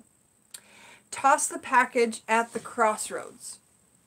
So know what a crossroads is. Toss the package at it. Turn around quickly and don't look back. It's important. Don't look back. Turn around quickly. For new beginnings, wrap the dirt and dust in a banana leaf or banana paper, removing any non-degradable objects or junk. Toss the package into the river, a stream, or the ocean. That's awesome. Banana and plantain leaves. See, you guys? Just make it work. To keep your secrets safe, wrap the dirt and dust in a banana leaf or banana paper, removing any non-degradable objects and junk. Toss the package into the toilet and flush. To keep your secrets safe, do that process into the toilet and flush it. Alright, so now all we've got would be into step 6, which is cleansing brew. And we have 13 minutes. Wait, we have 23 minutes. No, we have 13 minutes. We have 13 minutes. So let's see how deep we can get into step 6. It's one page. Do you guys think we can do it? I think we can do it. Cleansing brew. I'm excited about Justin's live. Add 1.5 quarts tap water into a large stock pot or cauldron and bring to a boil. Stir in 2 tablespoons of dried rosemary, 2 tablespoons of dried sage, and 2 tablespoons of dried lavender buds, or 1/3 cup of each if using fresh, and return to a boil. Remember, if it's dried and fresh, it's definitely different measurements. When it dries, the taste is so much more potent. When it's fresh, you have to use a lot more to get the same taste, okay? And you guys, if you guys want to see any of these workings or any of these brews and videos, if you're watching this after it's live, just put requests down in the comments. If you request it now, I won't be able to note it down because I'm reading. But yeah, just request in the comments anything to see a video on something from this. Absolutely, toodalutely. So, cook for 2 minutes. While cooking, inhale the aromas from the pot and exhale into your pot the healing energy. If you're going to drink this, I would not use tap water. I'd use well water, but the book says what it says. Add a half a cup of liquid Castile soap or a mild dish detergent to the water and stir to mix. Okay, we're not going to drink it. Cover and remove from heat. Allow your cleansing brew to infuse and cool. Once cool, pour the potion through a fine sieve over a catch bowl. Add essential oils or commercial hoodoo oils to the strained potion and mix well. Choose combinations that match your purpose. An all-purpose cleaner, you use a half teaspoon rosemary essential oil and a half teaspoon pine needle essential oil. For sickness, for physical or mental illness, a quarter cup Lourdes water, Lourdes, Lourdes water, half a teaspoon lavender essential oil, and half a teaspoon eucalyptus essential oil. For sunny days, to lift the spirits, open the way of mental clarity. Half a cup of orange blossom water. Oh, orange and orange blossom, so good for killing depression and raising happiness. Oh, Surfleur. Woo! So good. Yeah, sunny days, absolutely. Half a cup of orange blossom water, half a teaspoon geranium essential oil, and half a teaspoon of orange essential oil. Add the house cleaning brew into a bucket and water to dilute. Begin spiritual cleansing at the back door. Start at the back, clean forward. Clean each floor with a mop or sponge, ending at the front of the house. Wash countertops and appliances as well, and move everything from the back forward. Pour dirty liquid down the front of the steps or the path of the front of the house. Then scrub the front step or entry with salt water. So you're intentionally pouring that dirty liquid with all the gunk over your front steps. It's part of the working. And then you're taking with a scrubber and salt water and you're cleansing all that away. And I think that there's something really symbolic that's said in that. You're pouring all that crap into one spot and you're working with it and you're saying no. And you're banishing it, right? We're taking it away. We're cleansing it. We're making anew. Right there at the front door of your home. At the threshold, okay? So scrub the front step or entry with, or both, with salt water. For intensive cleaning and attraction of a positive spirit, do the whole thing, then follow it with 1 gallon bluing solution mixed with water. If anybody knows what bluing solution is, please put it in the description. Meanwhile, I'm going to look in the glossary. Bluing solution. B-L-U-I-N-G. Bluing solution. Yeah, it's not in here. Time and neroli or one of your panic attack. Nice. Okay, so the bluing solution. To prepare bluing solution, follow the directions on the package. Use Miss Stewart's bluing, Mexican and anil balls, or Reckitt's Crown Blue Squares. There, we got 3 different brands we can use, none of which are toxic or dangerous to the natural environment. If bluing is unavailable, sprinkle dried basil leaf on the front and back entry stairs or path. That's fantastic, you guys. We got all the way through 6 steps. The next step is heal all furniture and feeding oil. So now we're going to learn how to take care of the furniture, okay? We have got a few minutes until 5 o'clock Seattle time, which is when Justin is going to be live. So we've got a few minutes. Let me just do some catch-up. Bluing, Mrs. Briard's in a bottle. Thank you. Really appreciate it, Joyce. And have any of you guys used it? Am I Junebug? I forget, Heather. Is that me? Am I Junebug? And where does that name come from? Because it was my childhood, like, BFF was Junebug my cow. Brandy, how do you cleanse your pine needles? Cleanse your pine needles. With sage and dragon's blood smoke. Ooh, nice. Justin's channel name. I don't know, but he's in the chat. Justin Townsend. Justin Townsend. Hey Justin, can you put your channel name? If it's just Justin Townsend, type that too, I suppose. What's the name of the book? Oh, we're reading out of Sticks, Stones, Roots, and Bones by Stephanie Rosebird. It is such a cool book, Jezebel, and I would sit here and read this whole damn thing to you, and I think I'm gonna. It's just gonna take more than one day, but this book is so good. And I'm just gonna read the table of contents again. For those of you who didn't catch the beginning of this video. Also, if you guys have an opinion on if boys can or cannot be empaths, please watch the beginning of this video. We talked just about that, and we had a very serious discussion about it, and it was important. Oh, Junebug is Sea Willow.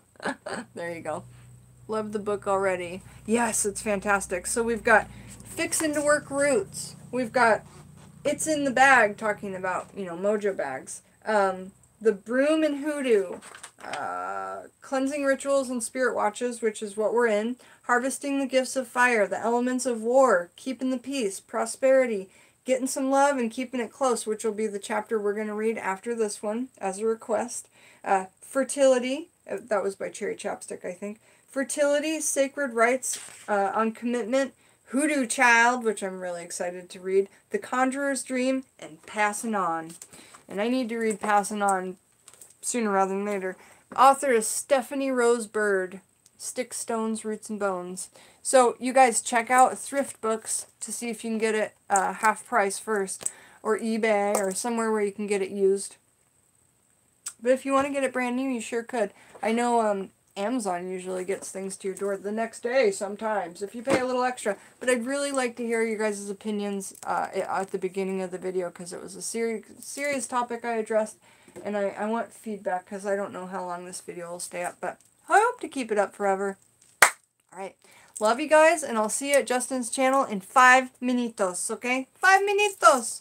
All my love. Thanks for joining me while we talked about these books. Right here. Okay? Bye! Bye! Farewell, Mignana. No, not Mignana. See you later.